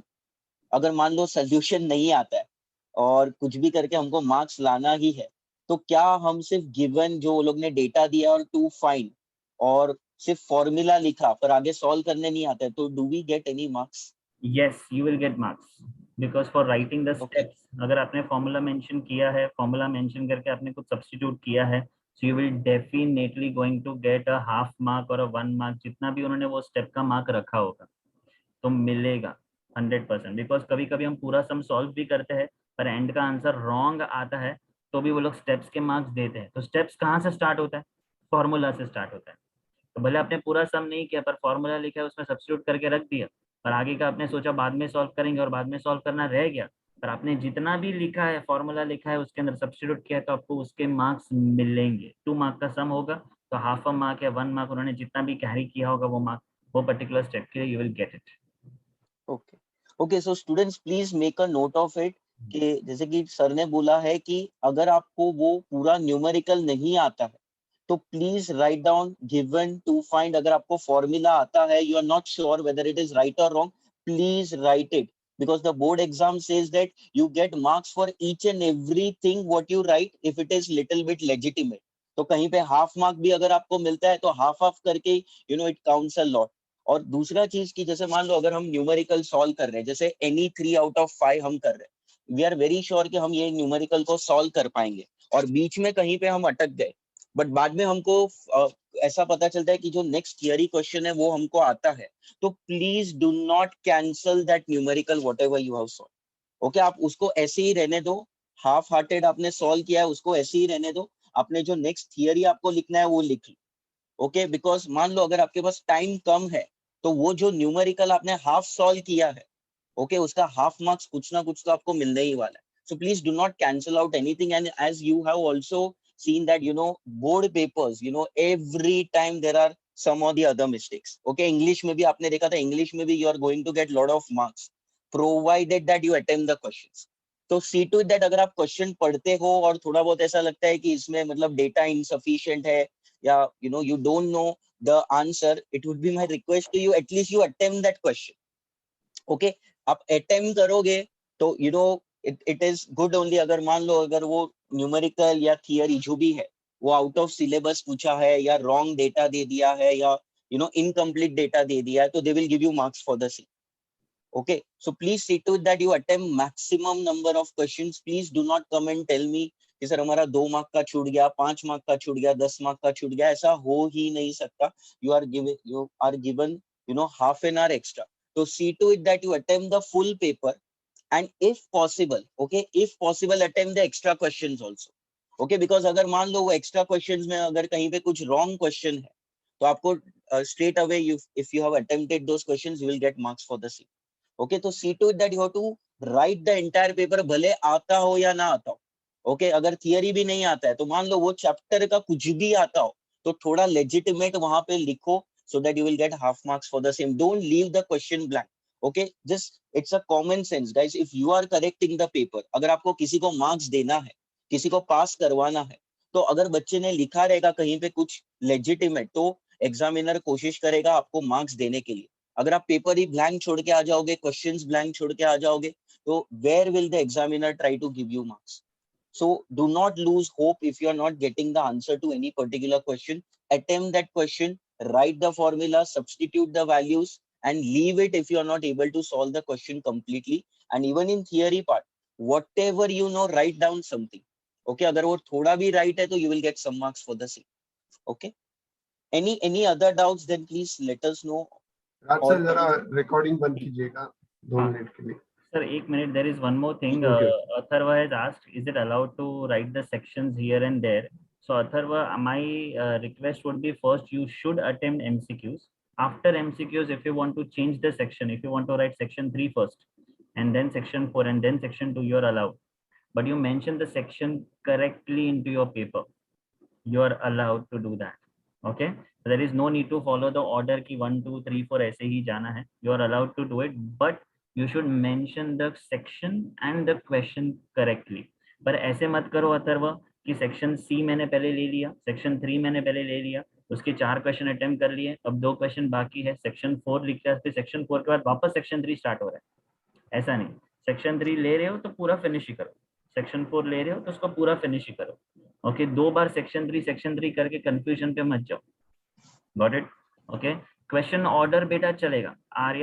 Arya वो वहां पे question order section 3 में अगर आपको suppose पहले 19th question लिखना है फिर 15th क्वेश्चन लिखना है, चलेगा, नो प्रॉब्लम.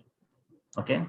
बहुत कैंसलेशन में, हाँ वो बेटा फिजिक्स में वो एमसीक्यू में वो कैंसलेशन होता है तो वो लोग मार्क्स कट करते हैं. इसलिए ना बेटा जब भी एमसीक्यू लिखोगे ना शांत दिमाग से फाइनल आंसर ही लिखना है जो भी आपके हिसाब से, फिर है ना देखने का ही नहीं, जो भी आपका फाइनल आंसर है फिर देखने का ही नहीं. Okay. So that's it from our side, and there is one more thing I want to tell you before I give it to Neerav sir कि हमने ये सेशन इसलिए लिया था बिकॉज एक दिन ही है केमिस्ट्री के लिए, पर एक दिन केमिस्ट्री में आपको लगेगा कि मैं ये चैप्टर ऑप्शन में छोड़ू, ये चैप्टर ऑप्शन में छोड़ू. हमारा रिक्वेस्ट होगा कि कोई चैप्टर ऑप्शन में नहीं छोड़ना है, पर आपके पास अगर टाइम नहीं बचता तो ये पीपीटी ओपन करो, वो चैप्टर के क्वेश्चंस देखो, एटलीस्ट उसके डेफिनेशंस हो सकते हैं, उसके इजी क्वेश्चंस हो सकते हैं. पूरा चैप्टर ना पढ़ने से अच्छा कुछ तो पढ़ के जाओ, मे बी उसमें से 1 मार्क या 2 मार्क का क्वेश्चन आ जाएगा and you will be able to attempt it. और दूसरा रीजन इस सेशन का ये था कि ऑर्गेनिक केमिस्ट्री में आपको पता चल जाए कि मुझे कितने इक्वेशंस, कितने रिएक्शंस पे फोकस करना है, नेम रिएक्शंस पे करना है और कौन सी इंपॉर्टेंट रिएक्शन है with respect to board exam. Okay, so that's the reason we took it, because हमें वो 1.5 day जो आपका preparatory time है, we don't want you to waste your time in listening to us. वो time सिर्फ prepare ही करना है और अच्छे से प्रिपेयर करो. if you still stuck anywhere, you can call Neerav sir, Ronak sir and me as well. Okay, we all are there with you. Okay, so here almost we are ending, but the last 2 lines what Neerav sir wants to share, I'll allow him to go with that and we'll stop the recording.